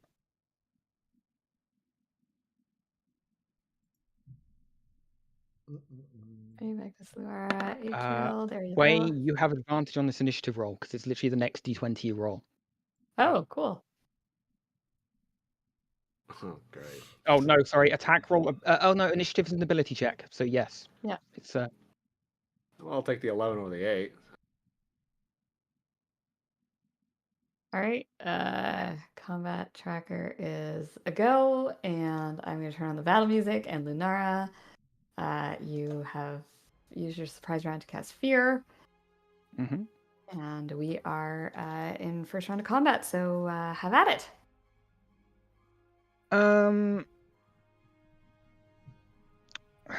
How big do we go before we go home? That is the I question. mean, if we wrap this up real quick, maybe we won't have to fight 6 waves of guards coming to defend their captain. Yeah. Okay. Then let's go big before we go home. Then let's follow that with a fireball. Oh, You know, the you're whole, not kidding. the whole tent's gonna go up. You know. Oh, actually, no. Yeah, maybe not a fireball then. Hold Okay. tight there. You Ah, have a brother. good point. Lunara is smart enough to know that she Yeah. doesn't want to set this tent on fire. Yeah, 'Cause I'm looking at even if you set it at the edge here, also you're gonna hit your We're in ally. it. I was Mm, I was thinking of a lightning bolt, and then he's like, "Yeah, let's not alert the other people." I'm like, "Okay, that'll go right through the tent and shoot." Into well, yeah. My other option would very definitely put that together. But I do have a thing I can do instead. Well, here's the thing, like, we're about to make a bunch of noise fighting, so don't worry about the noise factor, but let's kill him quickly so that when the Yeah. guards show up, we could be like, we were defending your captain, and point at Yep, okay. Broadblade. I can't seem to roll spells for some reason. Like I click button and it no do. that was just me testing. Sorry. yeah. Attack. Maybe just relog the game. I just tried to do something. There we go. Now I can do it. Okay, then I will upcast a shatter. Again, getting those 3. Let me just make sure Cool, that okay. includes. Let me just make sure that includes the description because that's what we want. Includes spell description and attack. Good. Okay. So yeah, 3rd level shatter. And what's the radius on shatter? It is a 10-foot radius sphere. Oh, perfectly. Oh, perfectly. Perfect. So you can get that. Yeah, You just can get all basically of get. them without harming anyone else, I think. Yeah. Yeah. Sweet. Okay. Easy. Yep. So they need to make me a con save. And that would be disadvantage for the frightened people. 'cause that's an Yeah. ability check. Oh no, it's an ability check, not a save. Yeah. So it will not be a disadvantage. So I will roll for all of them. We're doing normal rolls. Constitution. DC 15. Damage is 28. Yep. And damage on save is half. Yep. Oh, this is great. Oh yeah. Nice. That's what we like to see. So a little teeny tiny bit of damage for them. Mhm. Okay. Well done, Lunara. Anything else I want to do? No, I think Lunara's done this all from her chair. She's not stood up. Awesome. That's me done, I think. So I will pass my turn. Okay.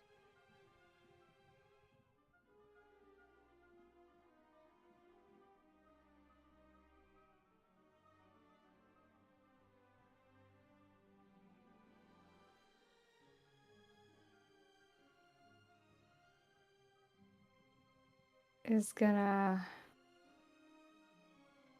run over here. And Lunara, you've done 2 spells. Mm-hmm. on these guys, so he's going for you. Sure. I will use my reaction to give disadvantage on the attack. Okay. You give disadvantage on the attack here. The second attack gonna hit. I will react to that by shielding. Okay. Sounds good. So he cannot hit you there. Awesome. Nope. Adriel. Oh man. Okay. I'm gonna do the same. I see her shatter, and I cast another shatter to get all three of them. All three of them again. Yeah. Okay. Let's go. Yeah. Cast. I'm gonna do the same upcast at level 3. Okay, and we're talking con again, right? You need to click the cog and change it to do attack rather than spell card. Oh. Because that's what I had to do before mine worked, I'm afraid. Okay. Cog. And then Oh, you. output attack. Okay. Yeah. Yes, output attack. Yeah. Got it. Just add that back. Yeah, I was gonna say to make sure you don't lose that spell slot. Yeah. Got it. Thanks. Not that much 18. damage, but That's still. and then he will spend. Oops, Hey. Remember how to do this.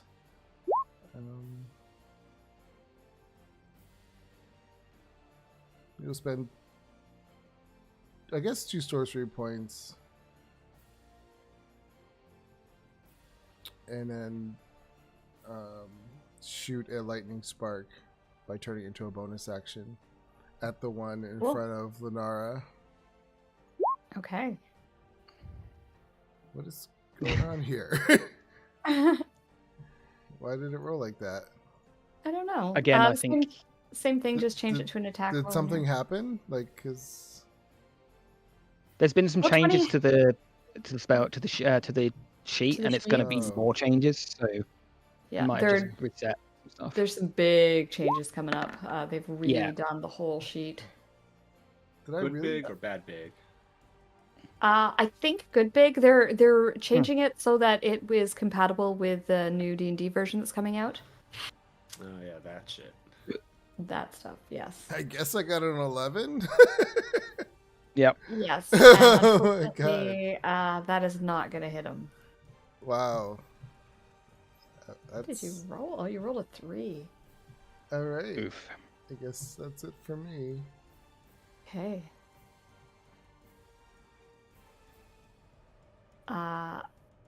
Barris is going to. You know what? He's gonna run up. He's gonna pull out his rapier, This is loud. and then He's he gonna is get going killed. to. Oh, bad boy.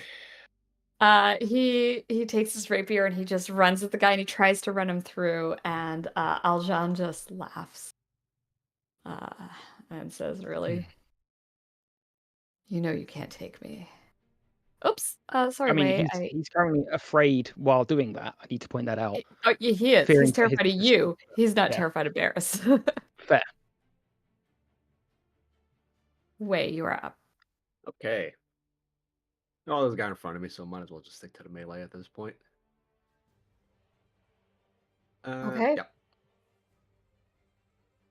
All Yes, right. both of those hit. Try to peel him off Lenara here. So 16. 16 total. Okay, nice.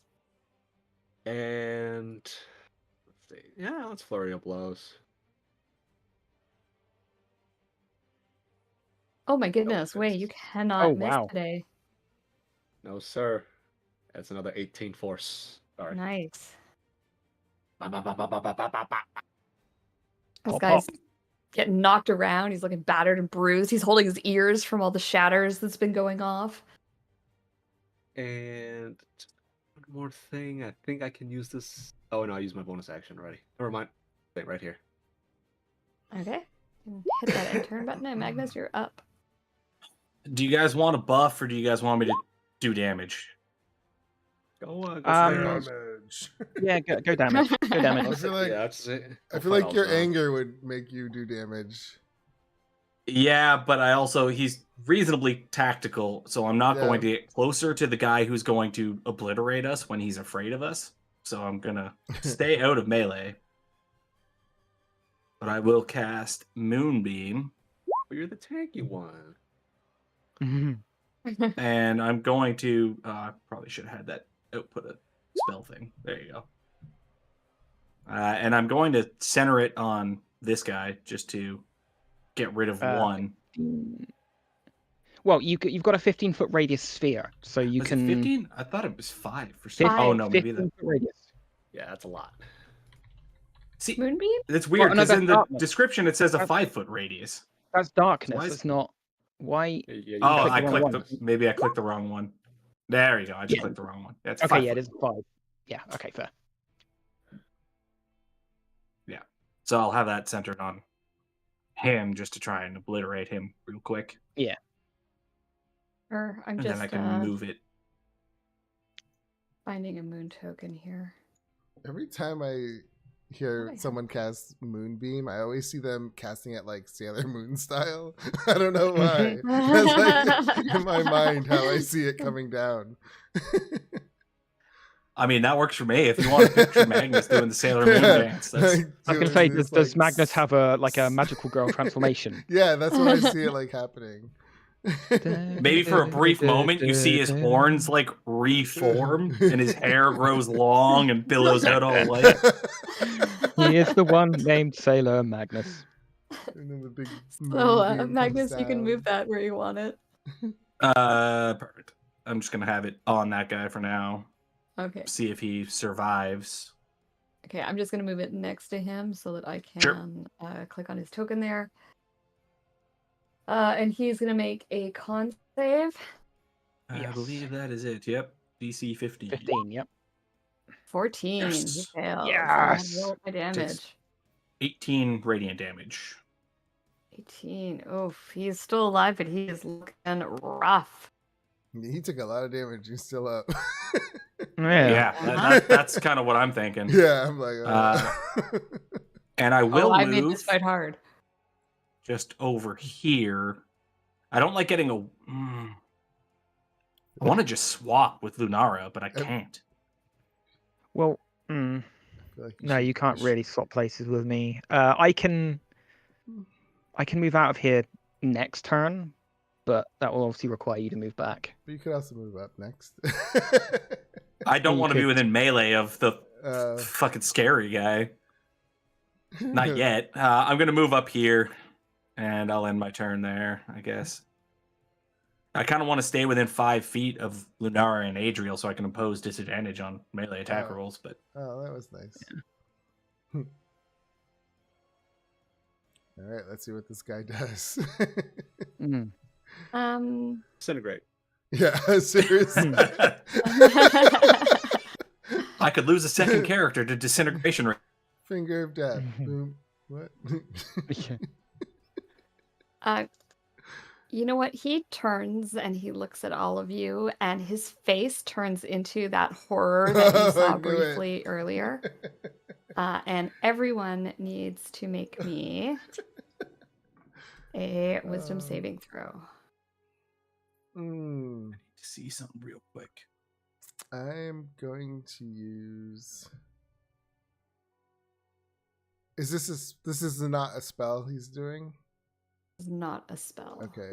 I'm assuming it's intimidating presence, some sort. Yeah, I just wanted to make sure. Yeah, it's dreadful aspect. Sorry, what was it? Wisdom? Wisdom save, please. I'm gonna use my inspiration because I don't want to be scared. Yeah. I'm going to use inspiration for Uh, advantage on this. I probably don't need it, but we'll do it anyway. I might need it. Yeah, I'm glad I did. Oh. Oh, I'm glad I did too. You say that. I'm not sure if 18 passes. I know, but hopefully. It's a fighting you chance. all pass. You We're all a big pass. couple. 18 doesn't pass. Mm. And then he is going to do his what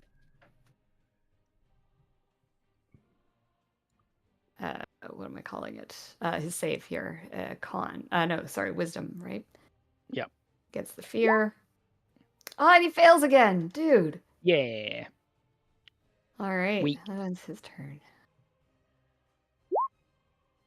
Oops, you skipped oh. Gladiator's turn. Yeah, for some reason, Roll20 has been doing this thing lately where I click once and it clicks twice. Hmm. And I don't know why. I thought it was my mouse, but it's only on Roll20 that's doing it, so it's not my mouse. Okay, this guy cannot move forward. Nope. He is going to use his action to put his shield on. Okay. And then he's going to do his wisdom save. Yep, he's no longer succeeds, afraid of me. And he is no longer afraid. I mean, the false confidence that a shield gives you is pretty great. So Yeah. Yeah, exactly. But that will end his turn. Lunara, you are up. Okay. Lunara is going to lean into like this corner of the tent. Like, I Okay. assume this actually that's an open space, isn't it? Here, that's open. Where she Sure. is. And then I need to draw a shape quickly. Oh.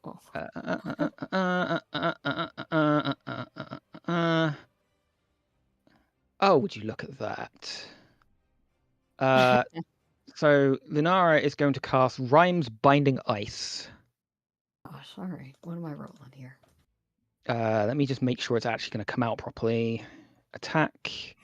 Include spell description in attack. Good. Rhymes Binding Ice at level 2. Let's go! So it's a con save or half. If they fail their save, they are encased in ice for a minute. It's Okay. like a mini cone of cold. Just like flashes up.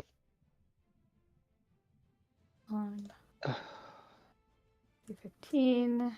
Damage is 12. Is it half on a success? Yes, it is. Yeah. Okay. And status, I'm going to put a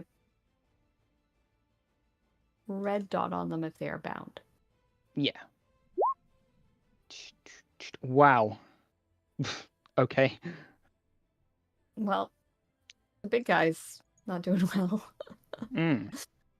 He's in theory the hardest one here, and so far that's not working well. No. Okay. Okay, then I am going to. That was my action to do that. So I'm then going to spend 2 sorcery points to quicken a shocking grasp. Okay. Let me just double check again that is coming out properly. Attack. Wow, yeah, it has actually reset pretty much all of them. Oh, that's somehow. annoying. Are they wearing metal armor of any description? I'd assume they'd have something. These guys are not. They are wearing leather armor. what's their Okay. shield made out of? This guy's shield is on his back. It looks like metal in the picture, right? So we'll go with metal. Oh yeah, that's kind of like a leather helmet thing. There's a Yeah. leather buckle on the belt, but I don't think that's enough. No, not for heat metal. And the Shocking grasp. shocking grasp. I see. Yeah, I don't Yeah. think it's enough metal to. No, that's So- fine. This guy is wearing metal. Okay. I'm actually going to use Quoth then to to intervene to do the assist action on him, so I can get advantage on the shocking grasp. Mhm. And then we will go. Bzzz. That's a hit. How does he die? She almost like she fakes him into going for the handshake and electrocutes him to death. Awesome. Okay. And then we're gonna move over this way to some safety. Actually, over there to some safety. And then that is my turn. Okay. Oh, he's dead. Yes. Adriel. Okay. I am going to spend So if you okay, let me just try to understand this real quick. You cast a spell target. Sorcerer equal to the spell's level to the target. So if I upcast a spell, I would have to use twin spell. I would use the higher number. Yes, I think you would. Okay. Yeah. Okay. So we'll cast or use 3 sorcery points. And cast twin chromatic orb at both of these guys down here. Cool. Okay. All right. So here's my first one. We'll say this is the guy on the left. Oh, did it again? Oh, I no. set all my spells. So sorry. That's so annoying. All right, I got it. So, oh, let me put that spell slot back. Okay. Now, okay, so I guess a 10. What is going on with my rolls? Yeah, that's not going to hit, unfortunately. He uses his shield to bash it aside. And then the one to the right. 19. Hey, that hits. All right, so level 3. Oh my god. That's Oh, ouch. I know. Third level spell slot and 3 sorcery points for 12 damage. Oof. That sucks. Oh well. Yeah. I'm just so angry I can't focus. All And I'm gonna kind of move with Nanara. Okay, that's it. right. Ferris is going to take another swing and a hit here. 15 is a miss. And it's his turn. Way.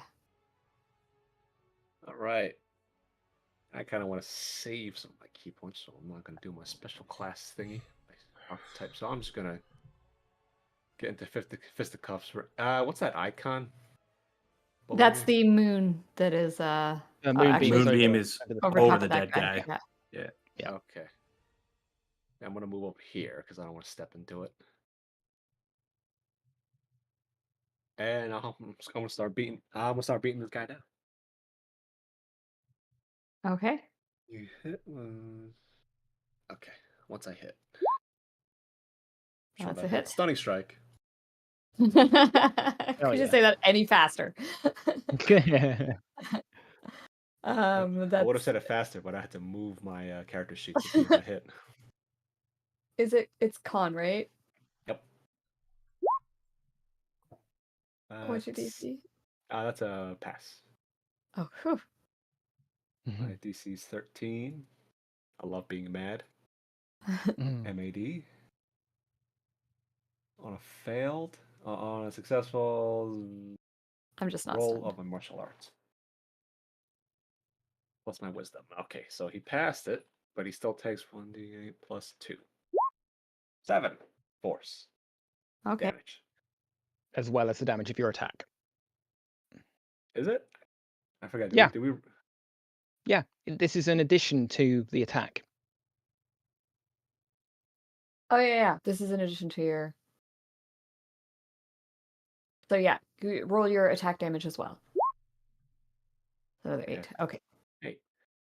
Second attack. That's a Another hit. 6. For 6.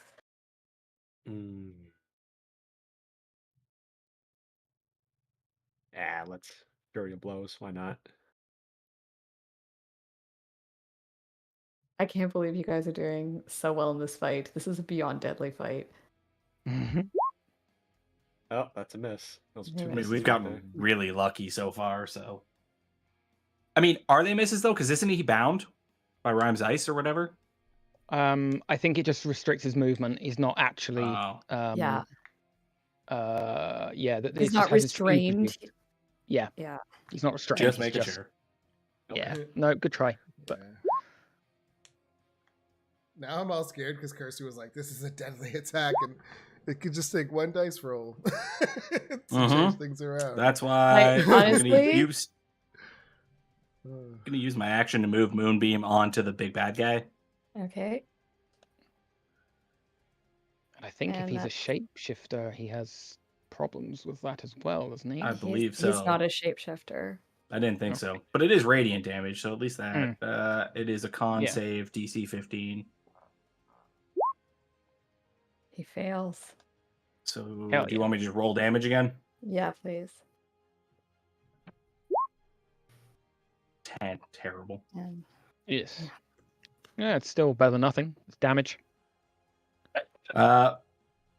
Bonus action, I will cast Spiritual Weapon, oh my god. and I'm just gonna put it Awesome. right there. I know I had a spiritual weapon for you somewhere. Where the hell did I put it? This journal, I need to just go through this. It is a hot mess if you could see it on my end. Spiritual weapon. Nope, no, don't. Stop double clicking.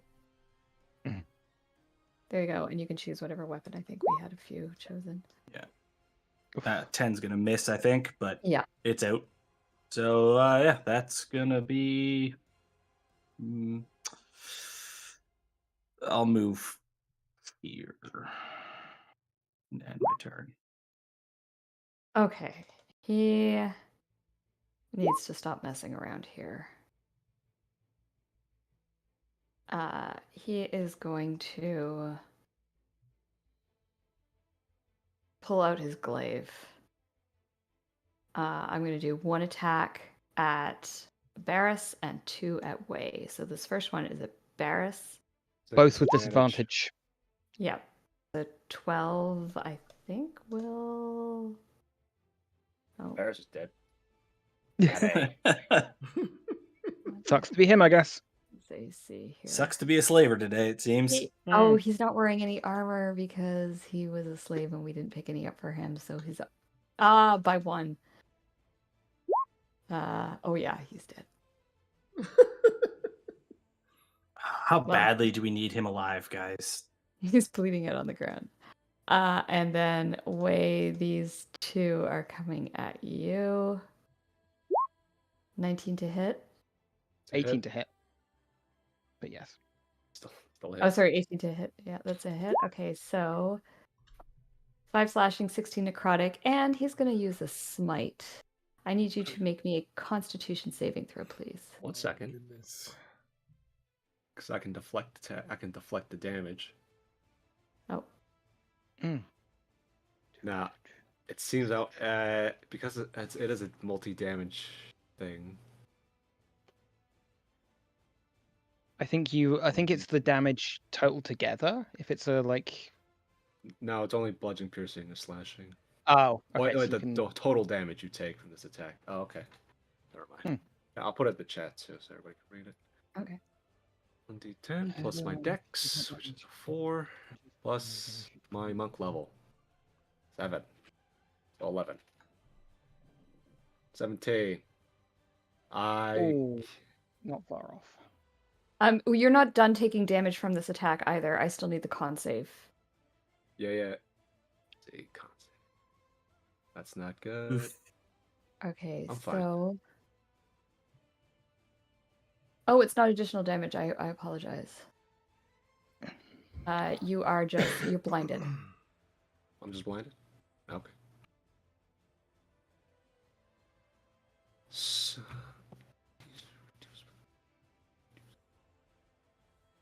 I'm blinded, but I only take 4 damage from that then. Okay. I still have 1 more attack. Sure. So that's at normal. Yep. Here, 25. Jesus. I am going to hold. I'm going to react. I'm going to use a spell slot, Silvery Barbs. That. Okay, I will So roll again. I can take it. I don't want you to. 18 sake. is Fair going enough. to hit. So. Yeah. I'm gonna give Way advantage. Oh no! Oh yeah, it's a normal attack. Sorry. Yeah. Do I give Way advantage on the next attack? I'd say yourself I- or Adriel, Yeah, okay, I'll give personally, it- but I'll give it to Adriel. I'll give Adriel some luck.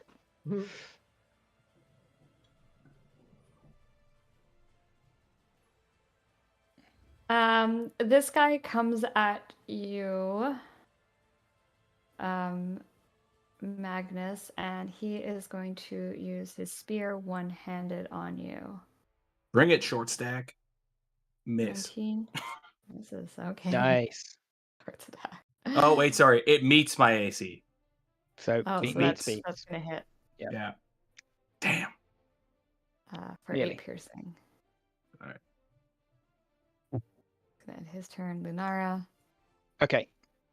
I think we just drop another shatter. On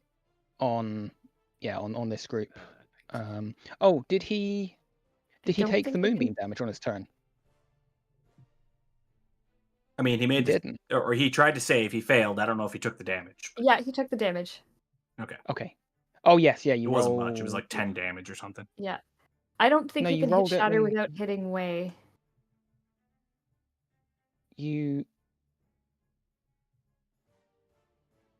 You rolled the moonbeam when you moved it on your turn, but I think it has an effect on theirs when they end their turn it's in it. first time on a turn or the start of their Or turn. Yeah. the start of their turn. So So, it only I think happens we've once per ruled it's round. just as I move it into them Yeah. kind of thing. Keep Okay. it simple. Okay, fair enough. Okay, so yeah, I can't necessarily shatter. Okay. I'm going to use my innate sorcery bonus action. Yes, use the bonus action to innate sorcery. Gives you kind of like a limit break almost. Pop that one down by 1. Gain the innate sorcery bonus. Where did I put the innate sorcery bonus? There you are. And then I am going to Eldritch Blast him twice. Okay. Let me just make sure that's actually going to roll that as a spell. No, it's not. Fuck you. Done. Okay, so blast, blast. I automatically have advantage on the attacks. I think the. Can he? No, he can't. So, yeah, both of those hit. Okay. Let me just double check that I don't have any damage effects that I care about. I don't think I do have any damage Oh, effects. did you on. roll to save against fear? Oh, no, you didn't. Oh, thank You you. rolled to save against fear.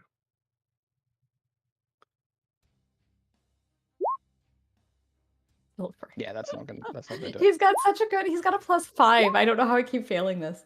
it. So 19 force damage.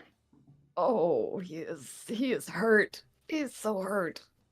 Good stuff. That is what I wanted to hear. Yeah, that is. I think Quoth is going to fly. I don't know what Quoth can do right now. Quoth is going to fly back to me, and then yeah, that's my turn.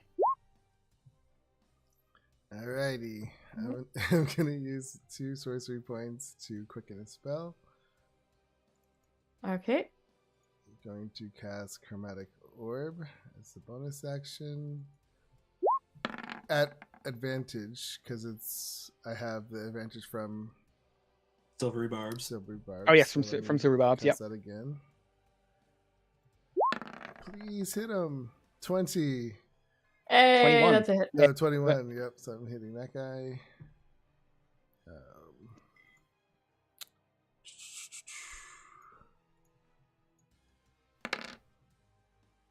For 16 damage. Jeez.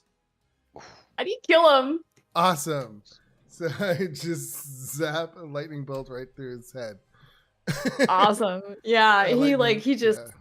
takes it and goes crash into the ground. He's got like smoke coming out of his forehead.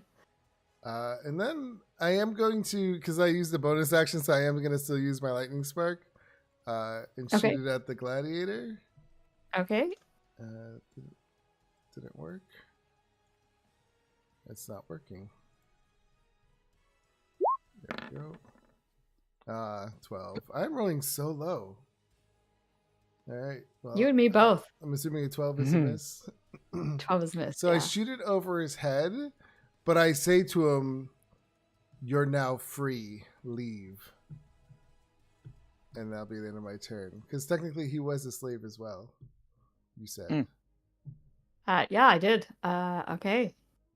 So that was like an intimidation, maybe, if I can, like, Yeah, Like roll an the- intimidation. Go for it. with the spark over his head. Roll with advantage. Thank you.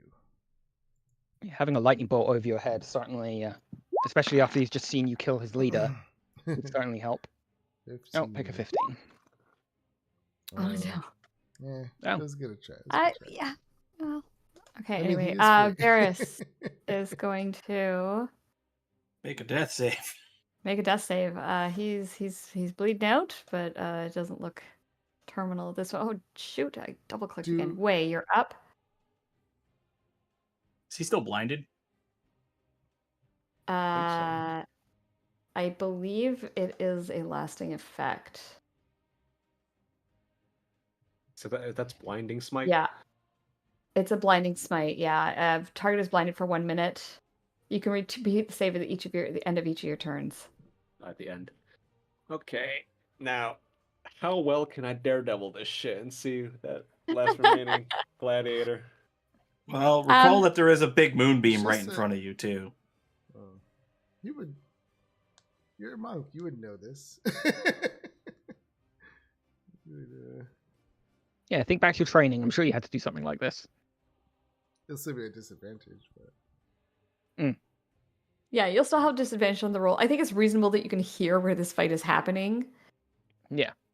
Okay. I can hear it. I can hear Magnus engaging in combat. So what I want to do is going to use my bonus action to do my little archetype thingy. I want to increase my range. I'm going to Okay. attempt to not chop Magnus's head off, but get the gladiator guy instead. Okay, good luck with that. Disadvantage. don't. All right, because I only allowed myself to do. Oh no! Oh, I was gonna say, don't get a crit fail. Don't get. Oh, So no. I never make allies take damage for crit fails. I don't. You're better think than that's I am. I I'm- do. I do. I do I as well. only. I only do I'm one hit exactly- point. I do 1 hit point. That's how I. Mm. Oh, that's not so bad. One hit No, point. yeah. Yeah. Oh, I do the full attack. Oh, if there was an I opportunity, don't. like Yeah. if you're like arching through someone that would have been potentially getting in the way, if you get a yeah. natural one, you roll it again against your ally. No, I understand it, but I only just do the 1 point. I just. Yeah. I don't No, wanna you're kill them. both far kinder than I am. when it comes Yeah. to I was gonna say I always find that far too punishing for marshals. It's like, well, you're gonna miss Yeah. like 1 in 20 Yeah. times, so Yeah, I mean, if there's no chance of you hitting an ally, then I don't make it be a thing. But it's if there was a chance that your ally was in the way, then yeah, shit happens. I'm afraid it's a messy business. Okay, well, so in this case, what's gonna happen is you're just gonna miss. You kind of aim slightly over here, and it just misses the gladiator. My little ghost way just goes right in between. Mhm. Stabs a hole into the tent side of the tent. I sort of picture both Magnus and the gladiator looking at the hole through in the tent, looking back the way, like, what the hell? Yeah. To the left or to the right? The left, gladiator to the right. All right, with a 12, unfortunately. Yeah, that one's gonna miss too. I'm glad he's like, I said the right. Don't I forget. can't say shite. Don't you get another save at the end of your turn? Yeah, he gets another Oh, yeah, save you do, now. yeah. Yeah. Was that con?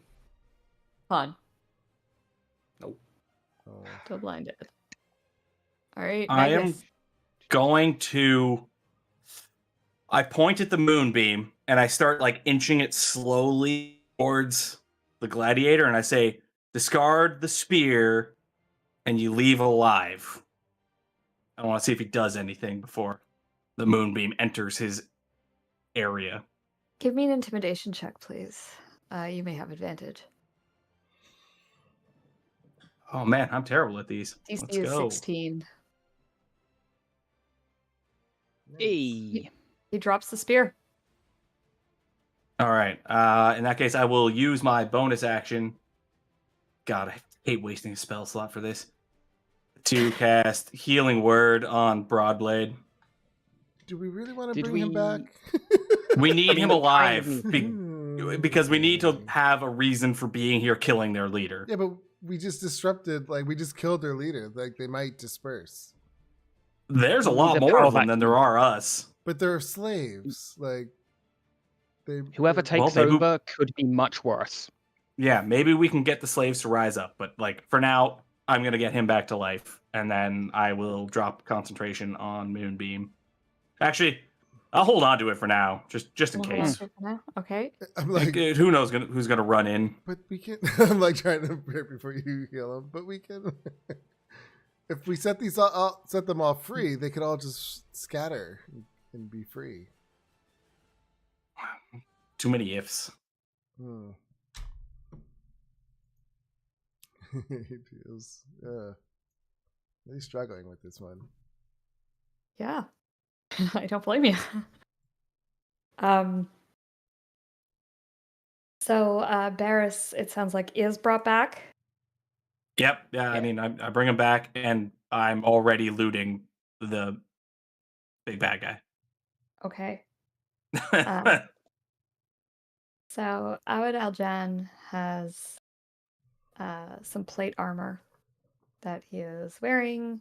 He has a glaive and a Like- short bow. Full plate, would that fit me? I mean, he looks a lot smaller, but would that fit me? You could get it. You could get it sized. There's a blacksmith. yeah. Oh, I'm taking that. I don't care. Mhm. I don't care if it's gonna take me 10 minutes to strip this guy. You guys go deal with the reinforcement guards. I'm taking the full plate. Well, so here's the weird thing. No reinforcement guards come for a while. Those of you who could see outside, so I guess Adriel and Lunara, you guys are stood by a door. Way you can probably see outside from your vantage point too. Oh, I guess all of you can from a little bit. There's kind I of mean, am I close still everywhere. blinded? Oh, Within this yeah. time period? Sorry, it goes away. Yeah, you can. You're blinded for a little bit longer, and then your vision comes back. I'm seeing spots for a month. So what happens when you stare directly into the hellhole that is slavers? Yeah. And at this point, a female human comes sort of walking into the tent from, I guess, this direction. I'll bring her in from.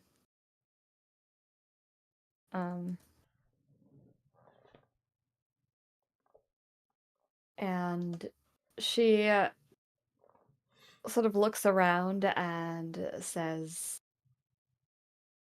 Barris, welcome back. And he's still kind of like he's just been brought back from the dead. Basically, he's a bit of a mess. He's sitting on the floor and he's kind of holding his head, and he says, "Thank you. Are you next, or are you gonna work with me here?" And he sort of stands up, and she says, "I'll work with you." There was some dissent working under Aljan. He didn't pay as well as you. And he says, "Very well then. You can get rid of this body once the armor's been stripped." And she sort of nods, and the gladiator dude here, once you get the armor, helps strip the armor and then drags the bodies away. This woman is interesting. She's not really wearing any armor. She's just wearing sort of like desert robe kind of deal. And he says, "Allow me to introduce Sherry Coldmantle." Putting her name in chat for you here. And he says, "Sherry is my new second in command." And she sort of smiles, and you guys can go ahead and make me insight checks. Mm-hmm. Oh, I think there's something wrong. we with my insightful today. Yeah. Take the dice that you got from Adam and throw them in a lead box in another room. I don't know what to tell you. Don't keep them near your computer. They're contaminating things. My D20, that's a god above 6.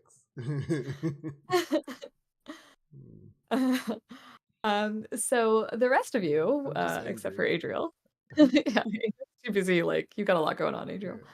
Yeah. The rest of you are aware he seems kind of afraid of her. And you all notice that she has sort of like a crystal hanging off of her belt that looks to be an arcane focus. Okay. In all fairness, he just got cut down in one swing, so I'm surprised he's not afraid of everything that moves. Yeah, well, Yeah. that's fair. And so he says, he sort of introduces Sherry and sort of says she's my she's my second in command. She's not the dead guy was the second in command, so obviously this is something that's happened Yeah. right now at this moment. And he says we will take care of getting things organized here. I thank you both for your assistance. Sherry, we're going to need to let the Drow know that they will be dealing with us, and we can inform them that all previous negotiations are going to have to be renegotiated. You are welcome to stay here. Or I understand that you have more to take care of down below. So we will make that opening welcome available to you so that you may travel back down into the ruins at your leisure. You have free reign of the camp. Thank you for your assistance. And by the way, if you try and free any of the slaves, I will send people to hunt you down. That would end poorly. Before he leaves, I'm just going to be like, Barris, just a real quick word. And wave him over to me. And when he comes close, I'm just going to be like, so you were dead just long enough, probably, to get a glimpse of what the afterlife holds for you. You might want to keep that image in mind going forward. So give me a... I'm going to say either persuasion or intimidation. I will take either. And you may use your wisdom modifier as opposed to your charisma. Hey, I am not proficient in either, so it's going to be straight wisdom. Wisdom. Oh, okay. Not great. Okay. He nods at you. He looks afraid. And he says, I remember what I saw. I will keep that in mind. And he seems like he means it for now. Yeah, I mean, money has that effect on people. I'm sure he'll change, but you know, I did my part. I tried to instill some sort of morals in a slaver. Yeah, good luck with that. Well, I mean, it's in his own best interest. His afterlife's gonna suck. Oh my god! Did he just? I see you measuring. Because Let's he go. just threatened us, like that if we try to free the slaves. Yeah. Guys, I can't. I don't know how to. I don't want to. Yeah. Adrian's We get the star gem and we deal with things after. Yep. All right. We got a mission. We got to complete the mission. Yeah. Yeah. Do The we want to greater get good. their Do we want to get their blacksmith to resize the armor for you? I would love to go get this armor resized for me. Let's find a blacksmith. I know that assume there's you one haven't- across the way that works on manacles and Mm. neck chains, so maybe he'll do it. So Okay. Adria will go over to Magnus and just say to him, promise me we're going to stop this. We'll make sure that these slaves are freed one way or another. And I say this is obviously after Broadblade and Yeah. the wizard have left I the just tent. say this to you privately. We have a job to finish. We need to save everybody in the world first, and then we'll come back for the slaves. But nobody gets forgotten. Mm-hmm. All right. He like pats you on your shoulder and he calms down a little bit, but he's still he was about to cast Call Lightning and just fly up 120 feet into the sky and just have it rain down on this whole place. He was As we ready. just long rested, and I'm already like I know. spent. I have no sorcery points, but he was close. All right. I'm glad you guys made that decision. Yeah, I'm not fighting some level 16 wizard. No, thank you. Mm. Well, you just fought. So that was the dude that you just fought, Awad John, was a blackguard, which is a challenge 8 creature, along with 2 gladiators, which are CR 5s. So Yeah. that was That was a pretty really tough- rough yeah. encounter. So- I did Really nerf the lucky. gladiators a little bit, but no, a lot of it was really smart gameplay, to be honest. You locked down the blackguard before he could do too much, and then sort of focused fire, and it was just Yeah. it was some really good tactics. Yeah. Good So with that, so there is a blacksmith here. He's sort of given the orders to like deal with you guys first. And so your armor takes priority. It will probably take him the day to get it resized to you, Magnus. It's not a simple matter to resize plate mail. Fortunately, while this guy does a lot of chains and manacles, he's actually a decent blacksmith and does a pretty good job of doing repairs. Does the And blacksmith look like he's also a slave, or is he no, employed? he looks as though he is employed. He's not bound at all. He's got free reign to move around the camp. Although some slaves also have the same abilities. Yeah, So I it's mean, hard to it's tell. free labor, so I just wasn't sure if they were also Yeah. using it for a blacksmith. Yeah, he might be, but he looks like he might be employed. And Does yeah, this group things brand or tattoo any of their slaves? they do not, because they're kind of a middleman, if you will. They purchase them and sell them on. And Just wasn't sure if it so was like car dealerships where you buy from a dealership and they've already slapped a sticker on they've the already back saying, like, Mhm. GT Oh, Taylor, I'm here. Buick, and yeah. No, they don't do anything like that. Often the people who purchase them will then mark them as their property, but at this point, no. They do, however, like smith on the chains and the manacles. So you have to. It's not just a simple matter of picking a lock. You actually have to get like a smith or someone to To break take them it. off. Sure. Or you just cut the hand off and then Or you create cut a the hand off. restoration. Hey, look, you got a new hand. Feels just like the old hand. Yeah, and so that day basically there's some upheaval in this camp, obviously, as the new leadership or the old leadership is coming back into effect. And you see it's obviously a busy day for Broadblade as he sort of runs around getting himself reestablished in a position of authority. Things will probably be tense for a while, but in general, people seem glad to see him back.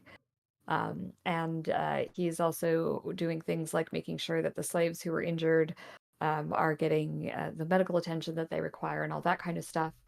Nothing so fancy as healing spells, certainly, but poultices and bandages as needed.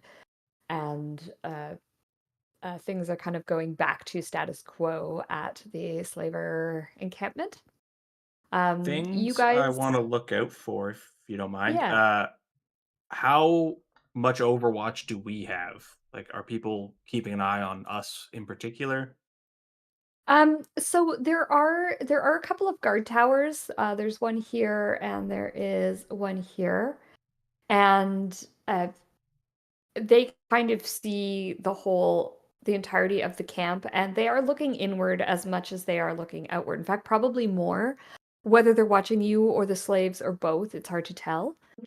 And then obviously people have been told to keep an eye on you. You do see people watching you.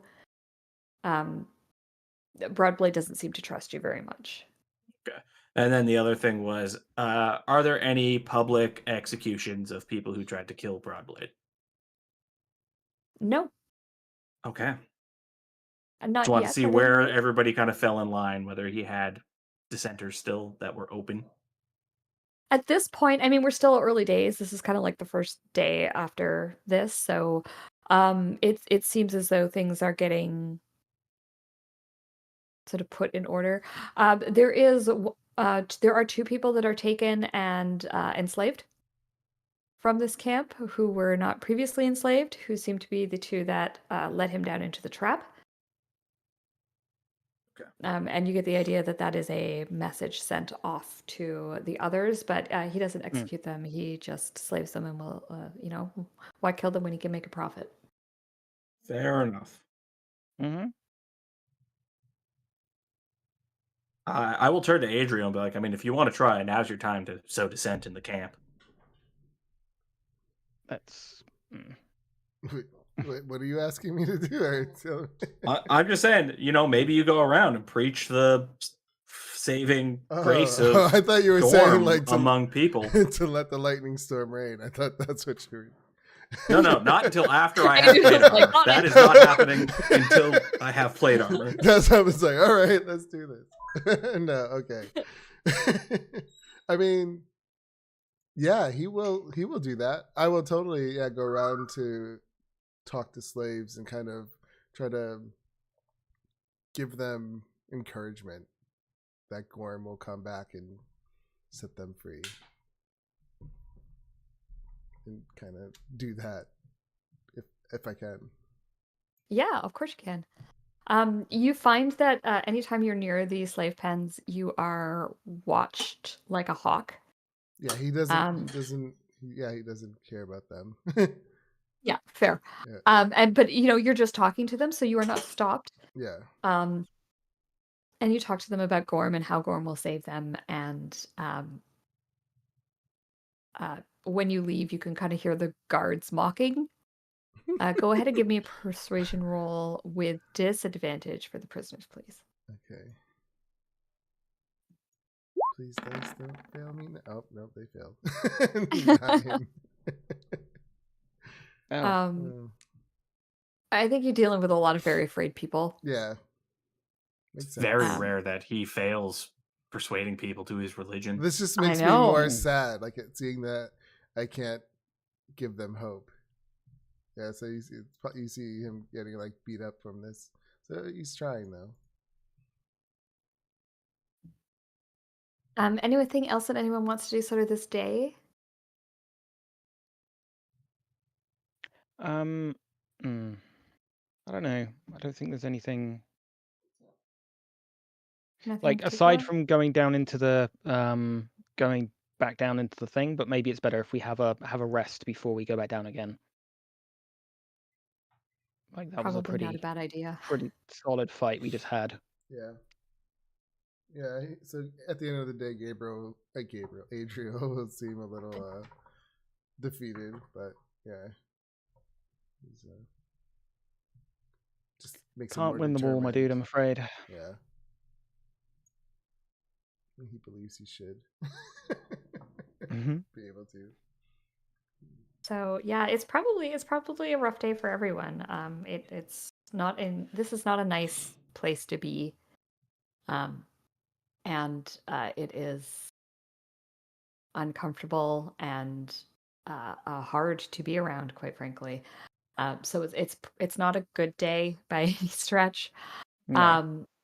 Your armor is completed sort of late evening, Magnus.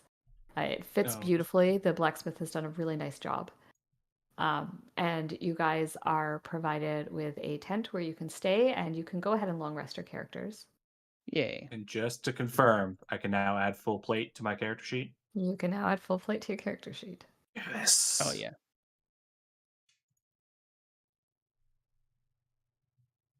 And I'm also going to say the blacksmith had time to make some minor alterations to the armor in terms of appearance. So, Doesn't look like a slaver's set of armor.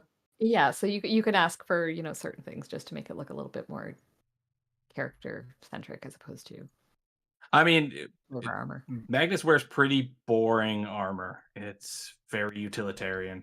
His only thing that has the symbol of his god is the inside of his shield. So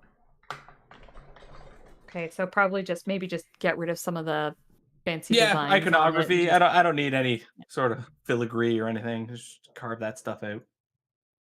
Okay.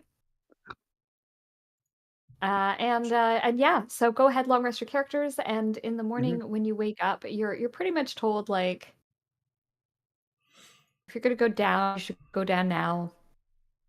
You're welcome to come back up this way, but I understand that this is hard on your morals to be around here, and so I'd suggest that once you do come back up, you just kind of head out. Yeah, I think that's wise. Let's get out of here. Let's get down to the back down to the depths. Alrighty. And you guys head back down into the temple. He does very reluctantly, but he does it. That's what his friends want. But he's clearly protesting. I mean, it's not what we want, but it's what we have No. to do. Yeah. Yeah. Have faith in yourselves. Mm. All right. So you should be here-ish. And you guys are welcome to move freely through this area.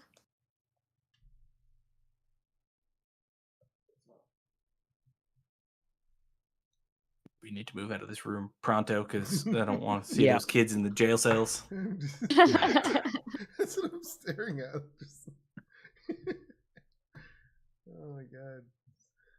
I'm like, it's one bugbear. We could take one bugbear, Yeah, but then guys. all hell rains down on us from above. They won't even know. All right, which way do we No. want to go? We don't want to go south into the Drow Nope. Den. We want to go back north towards the spider webs. Well, there's a door on the left down the hallway here, the opposite the drow. Opposite Right. the drow door. We could have a quick look there, I guess. Do we knock? Do we just open it? What do you want to do? I'll have a listen, see if there's any noise in there, and then Sure. Go ahead and make me a perception check. okay. Quotes on my shoulder. Perception. Can I get a guidance for this? Blair. I think he's AFK already. Never mind. Sorry, you definitely can. Just running away. I'll thank be you. right back.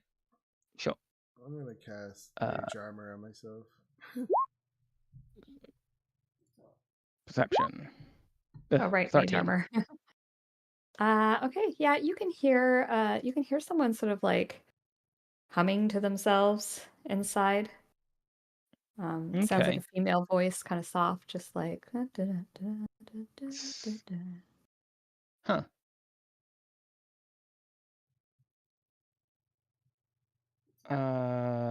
Okay. I think I'm just gonna try and I'm gonna open the door. I'm not gonna like open it in an aggressive way. I'm just kind of gonna open it and kind of peer around. Sure. Oh, it's her. I see. She sees you. She's sitting at a desk in a room that looks. There's books down here. She's got a desk. This seems to be the, like an office of sorts. And seeing you, she says, I see you are ready to head back into the temple. Good luck. Yep. Thank you. Did you have a reason to speak with me, or are you just nosing around? Just being nosy, mostly. Well then, take care. I'm a little curious as to why Barris didn't come to you when he was looking for allies to retake the company. Oh, that's because I was on the other side. I see. I see. That's why he offered me the job he did. If he didn't, he would have found things a lot more difficult. Certainly would have been interesting. Okay. Well, have fun doing whatever it is you do. Oops. Walks out. Okay. Closed door. All right. And then yeah, I guess let's go back to Looking at Magnus. I mean, we probably could just pop the door open, cast silence, and then rain spells on her from outside. She is a caster. What's she gonna do against Way? It could be so Anyways, Who's in moving the other on. room? Who's not even here? We can slowly cripple Oh. them little by little. muffled sounds of monk violence. Yeah, I Whoops. don't. I don't think we need to do that just yet. No, let's not get on. yet. But that is the game plan for later. All right. You say that real Oh, yeah, loudly you outside her did. door, why don't you? You gave me your word, so he's gonna believe you, Magnus. Look, all these people know that we're coming back for them. I've made no secret that I hate slavers in Yeah. front of the Mm. slavers. Neither So- have I. I told him to his face. Are there still bugbears in here? Yeah, sorry. goblins, I don't aren't have they? tokens on Or the map, they- so Oh no, bugbears here, goblins here, weren't they? Goblins were in that's this correct. room. Yeah. Bugbears in the room down here. This is like a storage room. And then in the room up above is where the goblins are hanging out. Actually, they're probably back digging here, over back in the tunnels at this point. Right. I mean, I guess we'll just move through. Keep up the good work, boys. Do. Yeah. Bye, guys. Have fun storming the temple. Should we go down this tunnel? Or Yeah. Do you want to go see what they're digging out? I mean, the goblins liked us, so sure, why not? Let's go. Or at least they liked me. I gave them smokes. I don't know why I'm walking first. I'll let Magnus. Yeah, Oh, I was going going to say, I'll let yeah, Magnus let go you by. go have a look. Yeah, you take a look, and they pretty much dead end, and there's goblins sort of working at the tunnels on either end of them. They seem to be sort of digging in like a branching pattern. When asked, the goblins will tell you that they're basically looking for more ruins. See if there's more stuff around here that they can find that might be worth something. Working hard or hardly working, am I right, boys? Yeah, that's right, man. We're just about to take a smoke break. I Too bad kind we of don't have pat my any smoke. pockets. I pat my pockets. I'm like, oh, did you guys bring any extras? Because I'm out. Ah, no, man. Sorry. Well, keep up the good work. Yeah, And then thanks, as you- we leave, You don't I wanna probably ins- get this far up the tunnel and I pull a smoke out. You didn't want to insight check that goblin? See if he was lying. No, he's definitely lying. I gave them enough, but They mutter in goblin and curse your name. All right, where's the entrance to this place again? Straight ahead of you. Dude, there you go. we did So- not cross that threshold. So maybe have a look around before you go running down that spider hall. Yeah. So what you're looking at here is a hallway that dead ends over here. There is a door to in the north wall, and then you have this corridor that kind of has two rooms that you can see down into. The room closest to you is filled with cobwebs. It's completely filled with spider webs, with the exception of a path to an arched opening to the north. The path is 6 feet high and 2 feet wide, so these cobwebs are even sort of on Even the narrower than ceiling. this looks, yeah. Okay. Yeah, and then the hallway up, the room up to the north of that one, the chamber is quite dark. So Okay. should we check out this room first? Because we don't want Yeah, I'm anything gonna go following and- behind us. I'm gonna go and investigate this door. I'm gonna do just a sweep over it and see if I can spot any issues with the door, any nice Sure. surprises. I would appreciate a guidance if you can offer it. Sure thing. Guidance. Thank you. Investigation 14.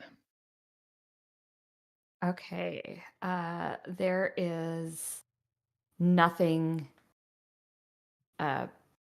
nothing of interest about this door. It's a door. It seems to be open. It seems to be open. That's not the right word. It seems to be Mhm. unlocked. Sure. And you don't hear anything behind the door. It seems Okay. empty. Going to take a step to one side, and then I'm going to mage hand the door open. Okay. Storage room. So this room is pretty empty, with the exception that strands of torn and rotted cloth hang limply from cables 2 feet below the ceiling to within 6 inches of the floor. So it's kind of all over this room, and it's just these rotting strands. Ugh. This is a weird design choice. I recommend leaving this room alone.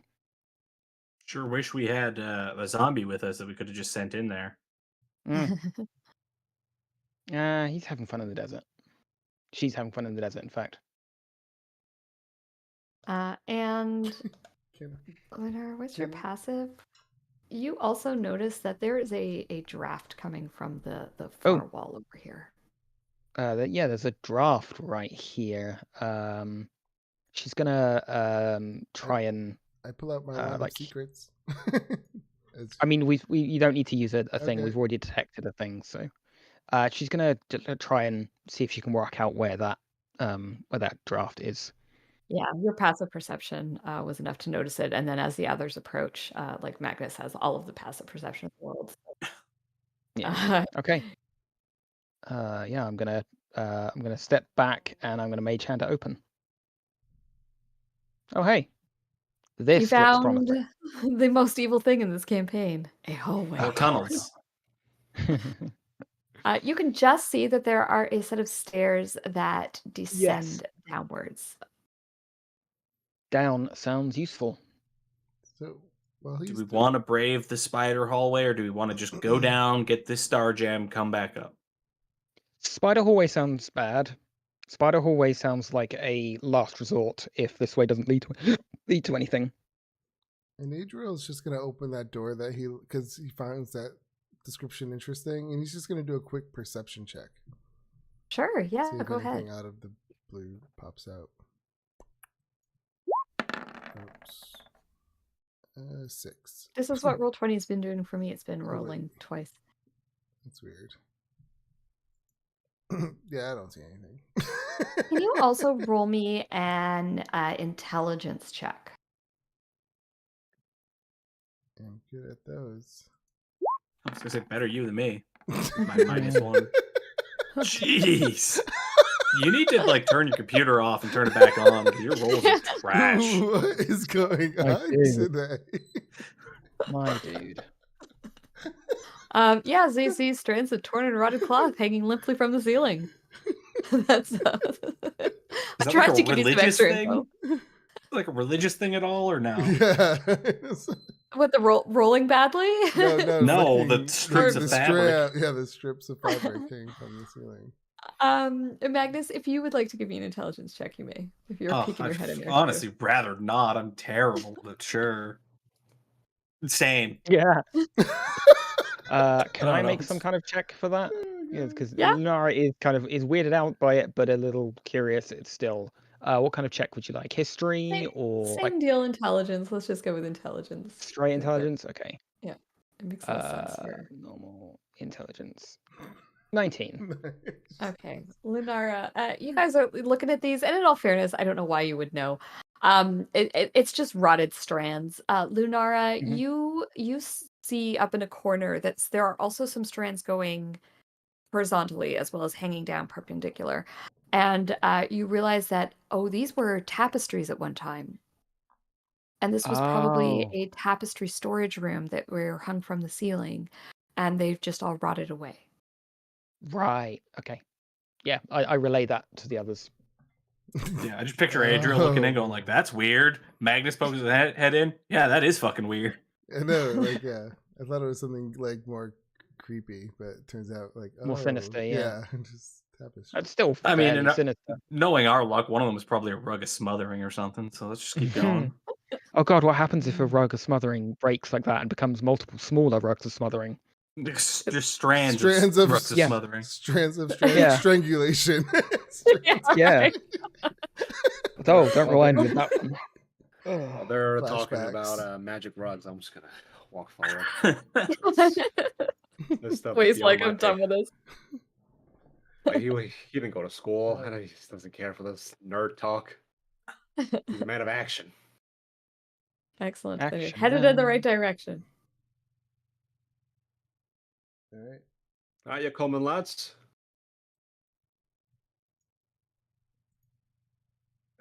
Magnus knows this place well enough. He's going to follow exactly the trail Way takes. Okay. I love the paranoia. I'm sauntering. I'm just walking down the stairs, just shuffling down the stairs normally, just walking. Walking down the was- stairs, you hit another sort of like a landing, a short hallway, if you will, and then you go. Then there's another set of stairs that go downwards once again, and lead into. I think you can probably just see it at this point. Way, yeah, leading into a. Oh. Oh, well, I missed a trap. That was my bad, though. So you guys are lucky. Yay. Again, this is why I followed directly behind Way. Yeah, that's what I'm saying in the back. So this dark room is lined with shelves of old scroll cases made of bone. A large pile of ashes in the center of the room. Soot covers the wall and the ceiling.